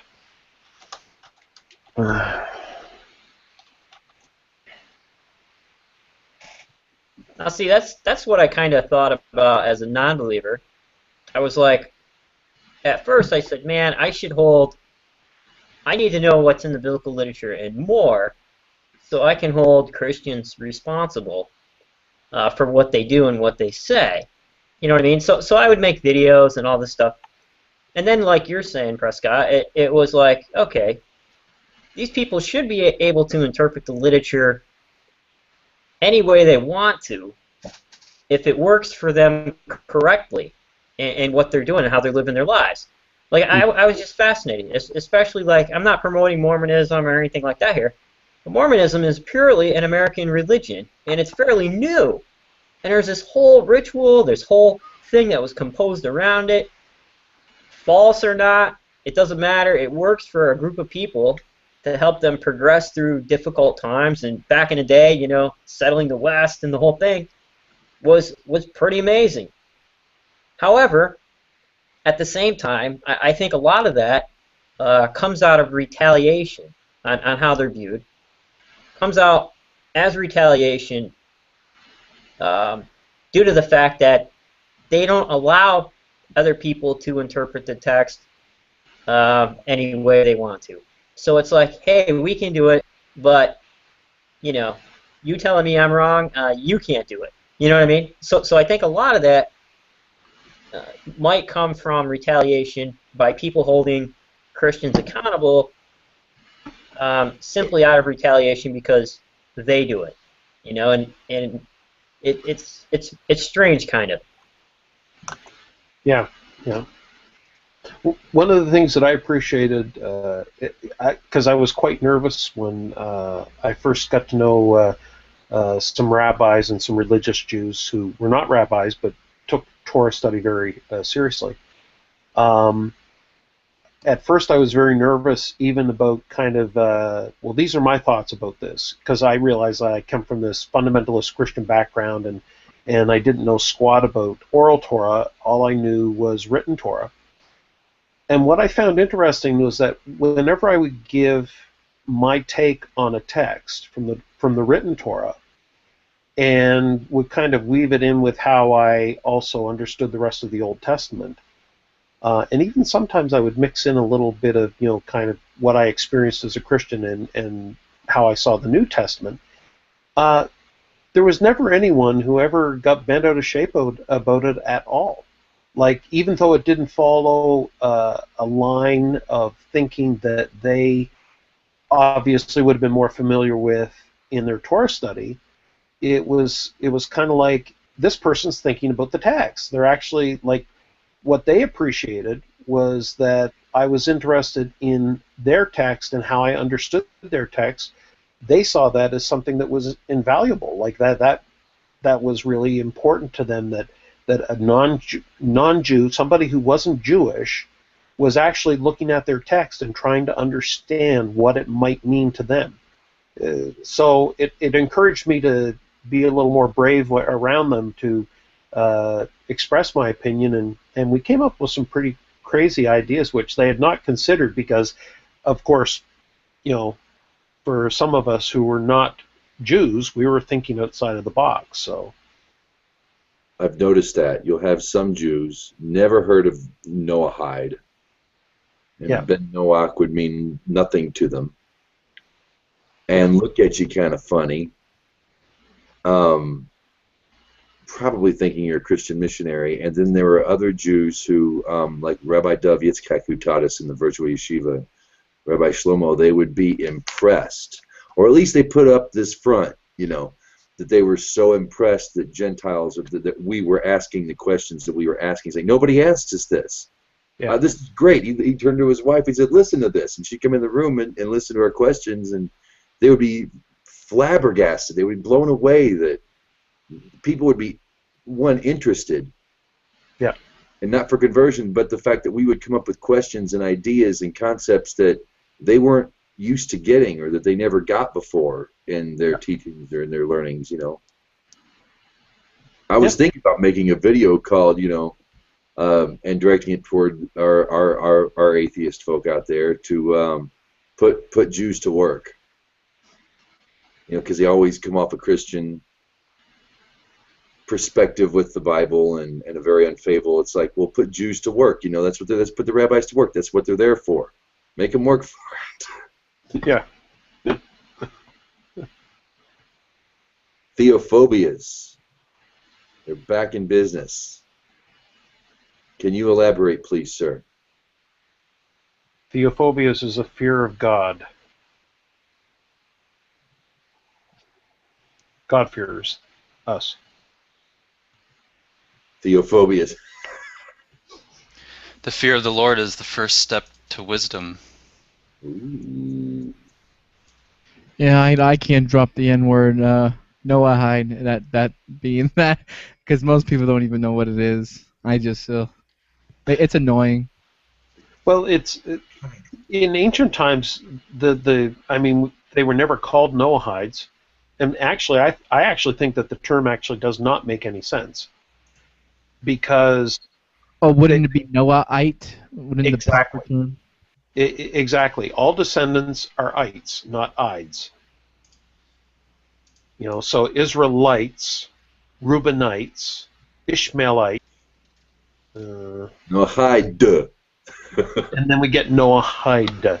Exactly. So it's like the sons of Noah are Shemites, right? So, but if you're a descendant of Noah, somehow you're a Noahide. Because when I first encountered that, I thought, well, it doesn't really matter. And then the more that I thought about it, I thought, yeah, it actually might matter, because it's kind of it just someone, I think, thought it just sounded better to call them Noahides instead of Noahites. But I think God-fearers is probably a reasonable term, and it's a term that actually has some history. You know. Approaching 9 o'clock hour, I'm popping a beer. Well, you fine folks out there.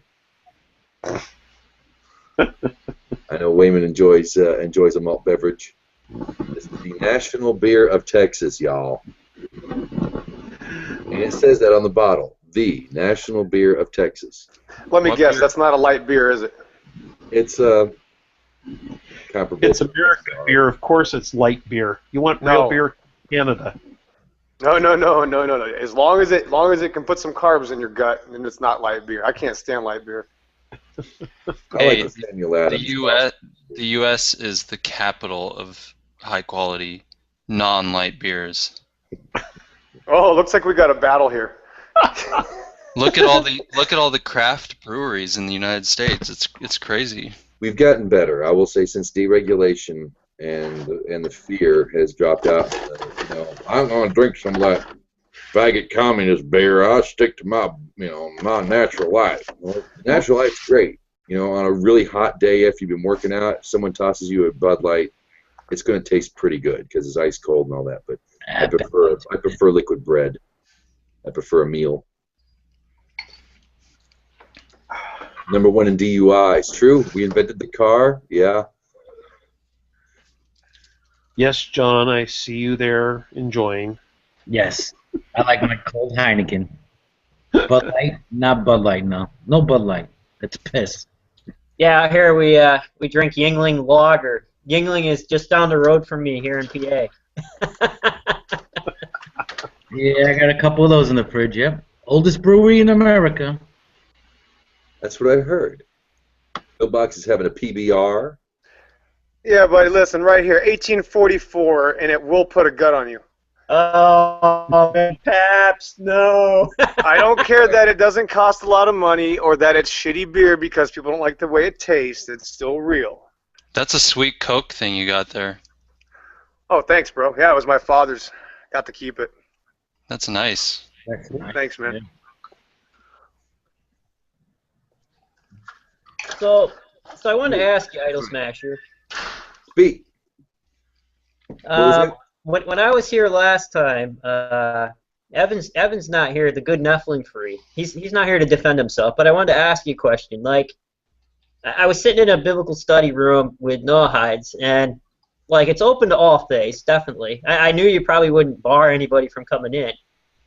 But like, what was your views? Like, to me as a non-believer, like when he came in, he was there to proselytize and preach, which almost is his goal in almost every chat that he's in. Like, so as you know, like, I guess maybe I was kind of getting a little irritated, but I was trying to behave myself as best as I could, and maybe got in 1 or 2 elbow jabs unnoticed. but was courteous. How do you feel about that? And like, I was going to ask you, like, how does the rest of the people feel? I mean, That's the you know, reason. I would feel bad about barring him, but just knowing that, you know, he's going to come in and, you know, have an evangelical sermon, you know, just for that, specifically not to listen to anybody else, it makes it kind of tough, you know, I think, you know. It's one of the reasons why I sent that note out, or I posted something that, you know, if you're on this list, you're in. Isn't that nobody can come in and talk, which I guess now we could open up the room. I would have no problem with that. In fact, I just might here in a second to get that last hour in, maybe have some fun. But yeah, I wanted this to be, you know, a Torah-based study, and Nephi, you know, and I would one would think, because I guess I'm a little naive, I don't know, but one would think that being a Christian, you could study the same Bible as the rabbis do. And Wrong. apparently that's not the case. Yeah, and good old Nephi, I do like the man, and I for some reason I have a lot of respect for him, even though. But when he comes in, yeah, it was all about, you know, the Parsha is just a teaching of the coming of Jesus Christ, and that's what it says. And Jesus is, and in a way, I guess that's fine in some ways, but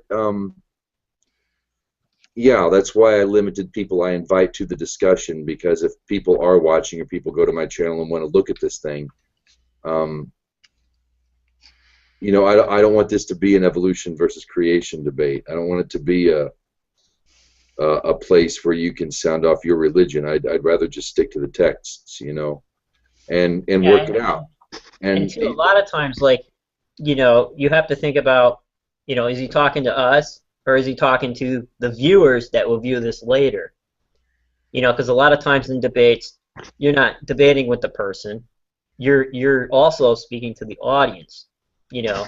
Mm-hmm. And back in the day when I used to do videos against extreme atheism, I wouldn't be talking to the person I was replying to. I'd be talking to their audience, Mm-hmm. you know. So, you know, I was thinking a little bit about that too. And that's why I made the comment before. You know, it was kind of humorous. He didn't pick up on it, you know, when he said, you know, about Jesus being prophesied. And I said, Jesus is behind every Hebrew word, right, Neff? And he says, what? What do you mean by that? I remember that. No, I can welcome anybody, but it's just to look at the text. You don't have to agree with it. You don't have to believe in it. But if we can discuss it, I think it's a beautiful thing. That's what I wanted to do. So I did limit the people who I invite. Not that I don't want them here, that I want them to listen, that I don't respect them, but I, you know, yeah, I narrowed it down. We're just trying to keep it kosher. That's all. Keeping it kosher, exactly. So Neff, if you happen to be viewing this, come on in. I guess I'll invite some folks here. If you want to invite some folks, hey, you know, why not? I have him blocked, so he won't be able to come in. Oh, really? Well, maybe I shouldn't invite anybody. Then it'll be, I'll get the, heck, I'll invite him anyway. If Reuben says Jesus is behind every grassy knoll. He's got impeccable aim there, Reuben. Impeccable aim. Don't you see Jesus? Don't you see Jesus? So I guess technically it was a magic bullet, or at least divine.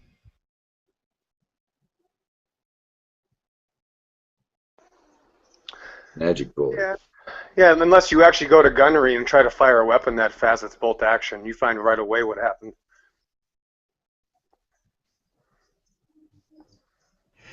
I think there's more to it. I don't know. No, you do know there's more to it.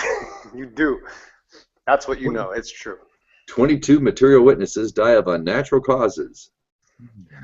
Oh, the conspiracy. Typical theist. Oh, man.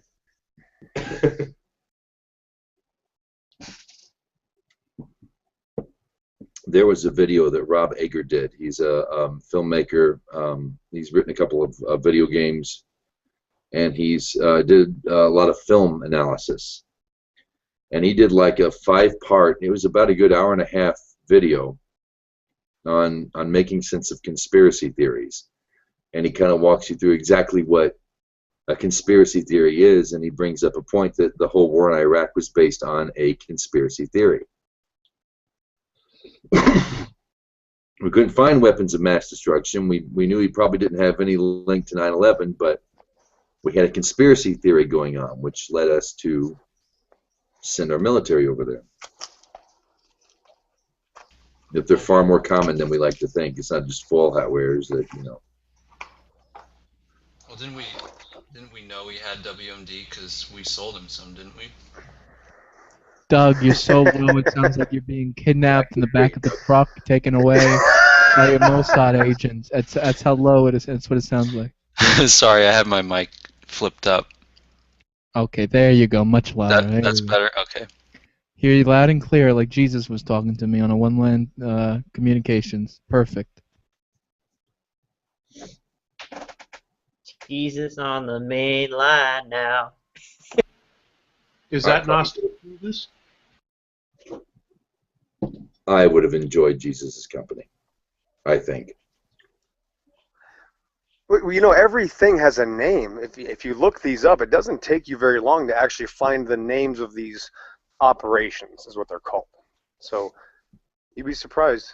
What was it? Operation Northwoods? What was it that the CIA wanted to blow up American cities and blame it on Cuba and Russia? And Kennedy said to the head of the CIA, "You're fucking crazy," and fired him on the spot. 6 weeks later, I don't know. Yeah, no comment.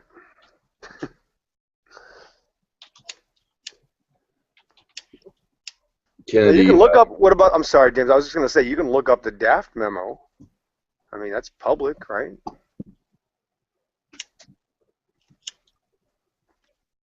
hey, Pillbox, Yeah.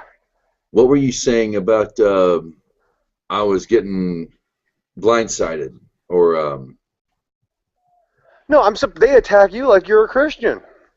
who is this? Well, I mean, I'm just constantly seeing, now, what did the guy say? Something about basically accusing you of calling women names now? It's just, you know what I mean? As if you're talking about all women, as if that's when you know, we get together, we say the word, if we say, you know, someone's a bitch, you know, for lack of a better term right now, then all of a sudden we say all women are bitches, is basically what they're saying. So it's talking about abortion? Right, and you were saying some women are sluts, which is absolutely true. Who's going to deny that some women and men aren't sluts? I mean, They exist. I've known a few. yeah, I've met a few. Partied with a few. I've known a few. It is a biblical discussion. Yep. All right. They do exist. No comment. You're right over there, Idol. I dropped my guitar pick, and not that I'm playing, but I want to be looking for it later. And I dropped it on my desk, so I'm trying to. You know what? He says that every time to me, and I feel so stupid every time John asks me if I'm all right. Because I do. If you disappear off camera or something, or you know, drop my phone. Well, there I am. Hi, how you doing? There's all sorts of different conspiracies about me too, Pillbox. What was the one that I'm pretending to be a God-fearer to mess with Christians and stuff? And oh, you're just a Poe. I mean, you're you know, obviously just fake, and you're just doing this for views or popularity and eventual money. So. Because Christians make all the, I mean, I'm sorry, theists make all the money on the internet, I guess is what they're telling me. I don't know. If it works, J-Dubs, let me know.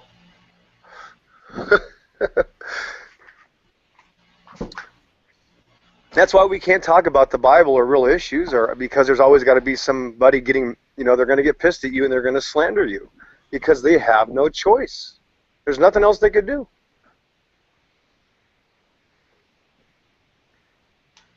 I mean, people have called me sexist because I asked them how an automobile worked. And because it was a female, automatically I'm sexist. And this is, you know, I mean,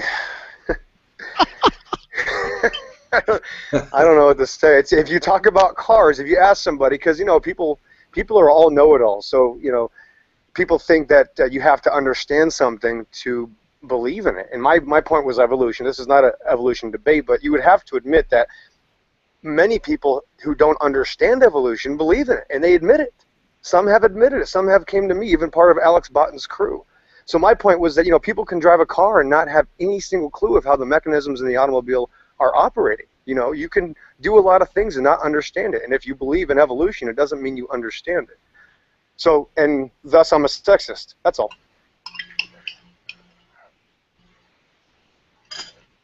Yeah, I was in a discussion one time back with the old stick cam, and Jesus Freak 777, the good Jesus Freak, said that same thing to me.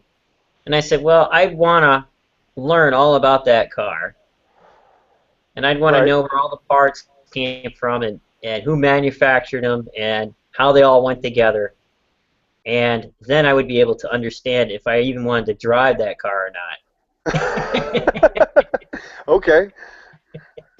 So I was like, just throwing it all to the wind and, going on faith. Sometimes you do, I guess, but maybe you're just mimicking what others do because it's a reliable thing. But once you come to understand it and question why you're doing it and find out where all the parts come from, it might prove something different, Well, I just had to put a fuel pump in my wife's van a couple hours ago with some friends at work that were lucky enough to build a lift over there. And that part is made in China. It is an American vehicle. But it's probably going to work better now because those Chinese children are very skilled. Well, They have the right size hands for just for the right size parts, Oh, the tiny hands are the better hands, John. They can get in there and boom, it's done. Next. I mean,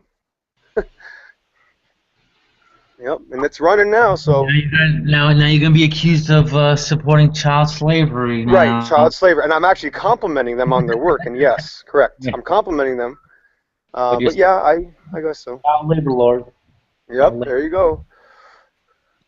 That's why I'd rather just buy something from China nowadays anyway. How old are you, Wayman? 39. I'm gonna be 40 February. 40 November. Day over 38. When was your how young were you when you had your first job? When I had my first job, my dad sent me to a farm. Well, he didn't send me. I wanted money for school clothes when I was in the 6th grade. So my dad said, we all came from farmers and working on farms. So my dad said, my dad came off the farm and went to work at a foundry doing factory work. And he said, well, if you want school clothes, you could find a nice farm to work on, for the summer, go milk cows. So I say, okay. So we looked in the paper, and there was this old guy. His name was Mr. Brandt, who was probably maybe 10 or 15 miles from the house. Maybe, I'm going to say about 20 miles. Had a huge dairy farm. He ran it with his sons. And drove over to the field. I got out of the car. He looks at me. I was just a little guy. Can you lift the hay bale? And the hay bale was probably 40 pounds, and that's how much I was. So he says, well, I guess you can milk cows. He said, go down to the barn. He says, I'll give you to reach them udders. Yep, I'll give you room and board. He gave me room and board and $40 a week because I could stay there and help. I couldn't do all that much, but I tried. I did that for every summer since then, all the way up to my first second year of college. I went back, and then I was done because I needed more to pay, tuition and things like that. I had to find a different job, but they taught me a lot. They taught me about being on time, and he didn't tolerate anything really. Everything in its place, and everything has a place. So when I went to manufacturing, the kind of stuff I do now, I kind of understand, all that kind of stuff, and the importance of being on time and responsible and being truthful and all kinds of stuff, and notifying people when there's a problem, and because if you didn't, it cost them money and all kinds of stuff. So it was a great experience. Cool. Real men are farmers, baby. What about you, James? What about me? How old are you, and when did you get your first job? 49, and I had a family business I'd been involved in since I was 3. We're live. And I don't want to shame my family. No, my family was. Their 3-year-old to work. I don't know if I want to say it live or not because I don't want to. No, that's okay. What the hell? I grew up in show business, and I had a bit part in the show. Yeah, it lasted about 5 minutes. There's no child labor laws. My first day job was at Skaggs Alpha Beta. I was 16, and I was a courtesy clerk. They didn't use the term sacker anymore at the time. That was back in good old 1989, I guess. I'm 49 now, or 39 now. I will be 40 in November. Oh. Pillbox. How old are you? 32. You're 30? 32. 32. Okay, you might not be old enough. How old were you when you had your first job? 17. Yeah. Okay. What doing? I was parking cars at a dealership. I was a lot attendant. Oh, okay. There's a lot of trust. Yeah, and it was in Phoenix, Arizona, you know, so it was hot. You looked old for your age. What's that? And you looked old for your age. Well, you might have to see me before you say that, but at the time I couldn't get over 120 pounds because I just couldn't keep any weight from the heat, wow. you know.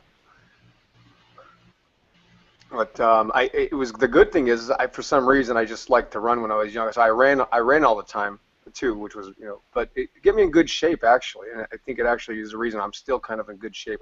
I feel I am, but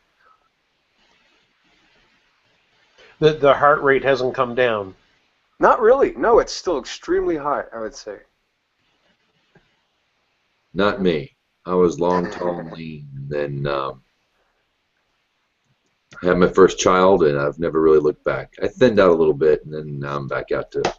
I got a bit of a gut that I have to work on. I juice fast every once in a while, and that's the problem, James. You've been working on that gut. You got to stop working on it. Well, I got to take off, guys. Nice chatting with you. I got to get up. All right, man. Stopping in, man. Good to see you. Horrible day fighting with robots in manufacturing tomorrow. It's going to be a big day, so. Have fun. Have a good night, Wayman. Doug. Wayman, I might be coming through your neck of the woods tomorrow. Oh, really? We're at Scranton, Pennsylvania. Oh, I'm on my way going to Amish country tomorrow. I don't know if you're on the way there. No, I'm not anywhere near Lancaster. I'm not far enough west. All right. Yep.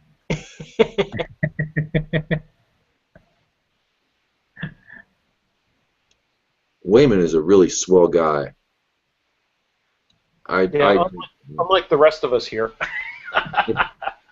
You guys. Only YouTuber I actually met him in. Only YouTuber that I actually met in person that I know. Really? Yeah, he came to my house a few years ago. We hung out right before my deconversion. It's all his fault. Nah, I'm kidding.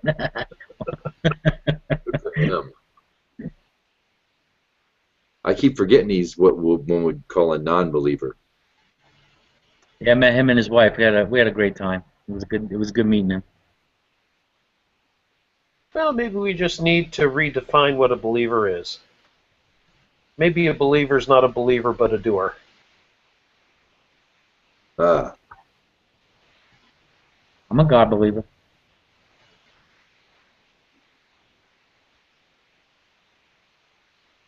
Yeah, so you say. Maybe you're a pretender too. Two? Well, we were just saying J-Dubs earlier was a a pseudo Noachide. He was doing it for the money. He's real.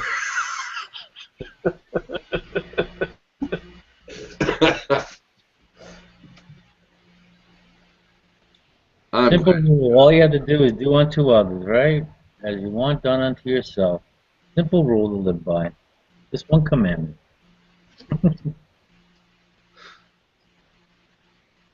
Yeah, I actually agree with that. Doug, I didn't forget you. How old are you? I'm 30. And how old were you when you had your first job?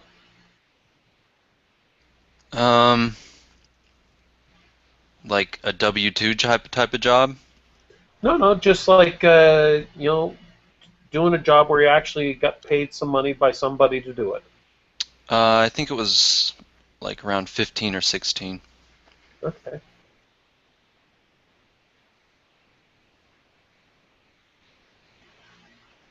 I was gutting an old house for someone. My goodness. You put a pause after gutting, and I was like thinking like... Cats? Yeah. I was gutting cats for a violinist, or a violin maker. He was gutting the cows after Wayman milked them.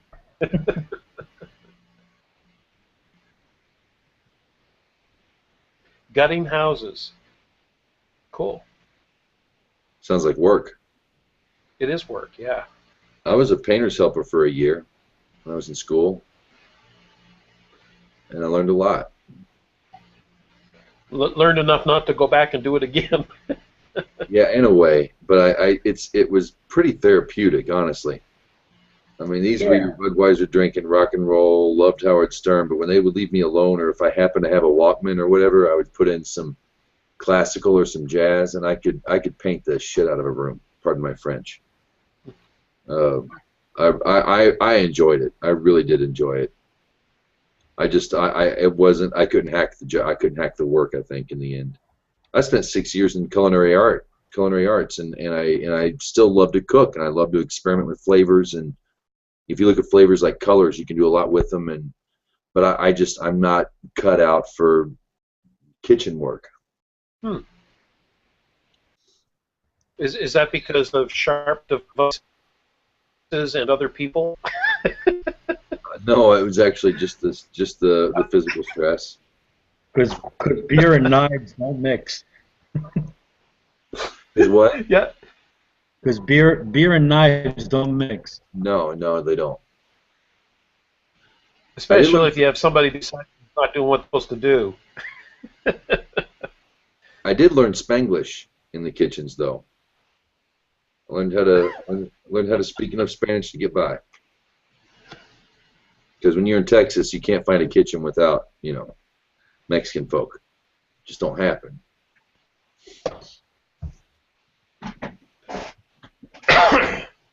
And I know that John used to deliver newspapers. Is that you, J-Dubs? Brother John. No. Oh, I'm sorry. I'm confusing you with someone else that was in the room then when that came up before. Perhaps. Sorry about that. Okay, so how old are you, Brojo? I'm 40.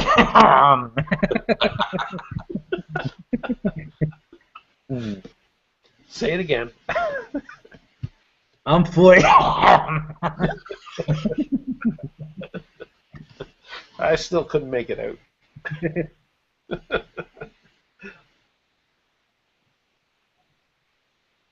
So when did you have your first job? My first job was at 13. And just about, I'd say 100, well, where I lived, it was, I lived across the street from a hardware store, and they had a parking lot on my side of the street, and right after the parking lot was a Italian deli / cheese factory. And my mother went in there and asked for a job for me. I was 13, and I was putting labels on grated cheese jars. during the summers. And yeah, I'd be sitting up on top of the loft. This loft got pretty hot some days, and everyone else was, they were making cheese, the brines and stuff like that, and they're grating it up. So yeah, that was my first job, and was there a couple of summers. It was good because I did learn early on in life, being that my parents weren't too well off, that if I wanted something, I would have to work and save up for it. Hmm.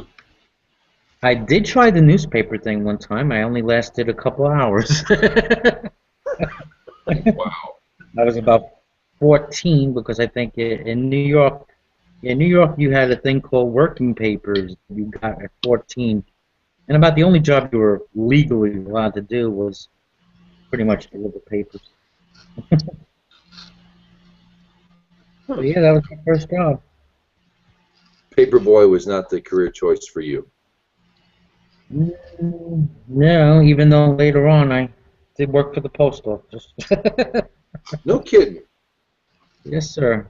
My dad was a postmaster relief for a time. Yeah. Also, when I was working at this cheese factory, I'll never forget because the guy, like the son of the owner, and like I said, about three other guys, they were like, oh God, I'm trying to remember, maybe in their early 20s. So yeah, can you imagine, 20-something guys. Here I am, the 13-year-old, and they're, teaching me about girls and stuff like that. So you can imagine kind of the conversations going on in that back room there.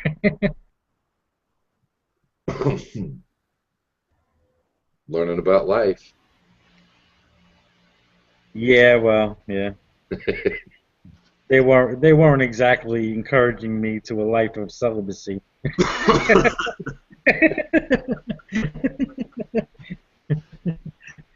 Well, it is kind of a funny thing that everybody all would get up in arms about teaching sex education in schools, and then act like like as parents they were teaching their kids at home.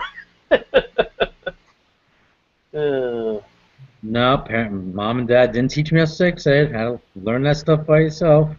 Yep. And the magazines.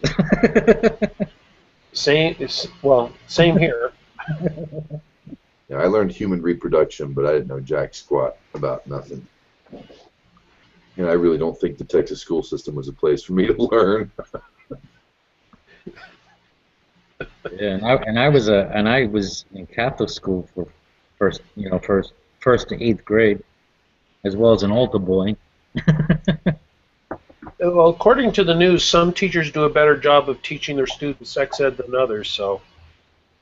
I had an algebra teacher that could have taught me a few things. We had sex ed we had a sex ed class in high school. I guess it was about my second year. I remember the teacher's name. His name was Mr. Howard, and he was like a hippie dude for sure. Man, definitely. We taught sex ed. That was a good class to go to. It was fun.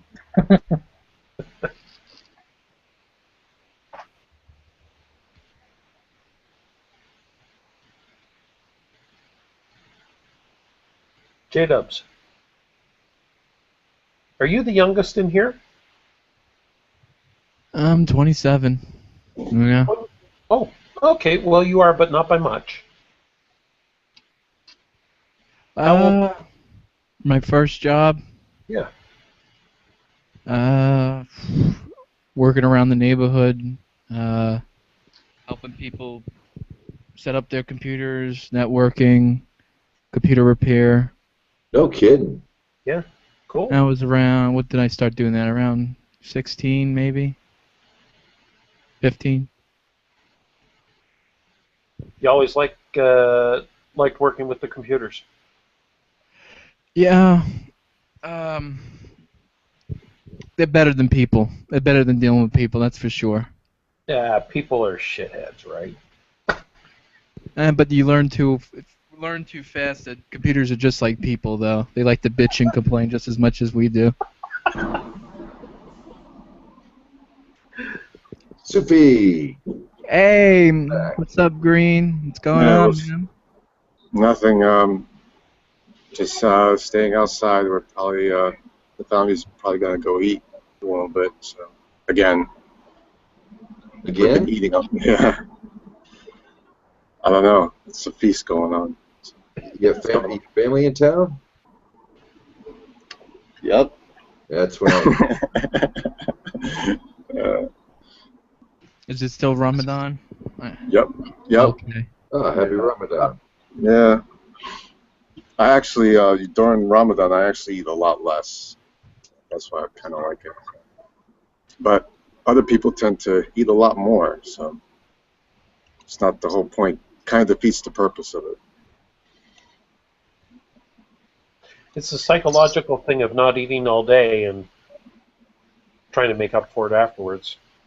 Yeah, it's not the way to do it. I actually like to eat less during that time. The stomach becomes a little bit smaller, and then, you have a whole system in place. Actually, no, I don't know anything about that. Yeah, I like it. You tend to clean everything out, so it's that time of the month. Yeah, there is a reason why you're looking at the American flag as my avatar and not a video. Well, that's not true. Prescott dropped 15 pounds from his stomach to his thighs, you know? I lost 40 pounds of ugly fat. I cut off my head.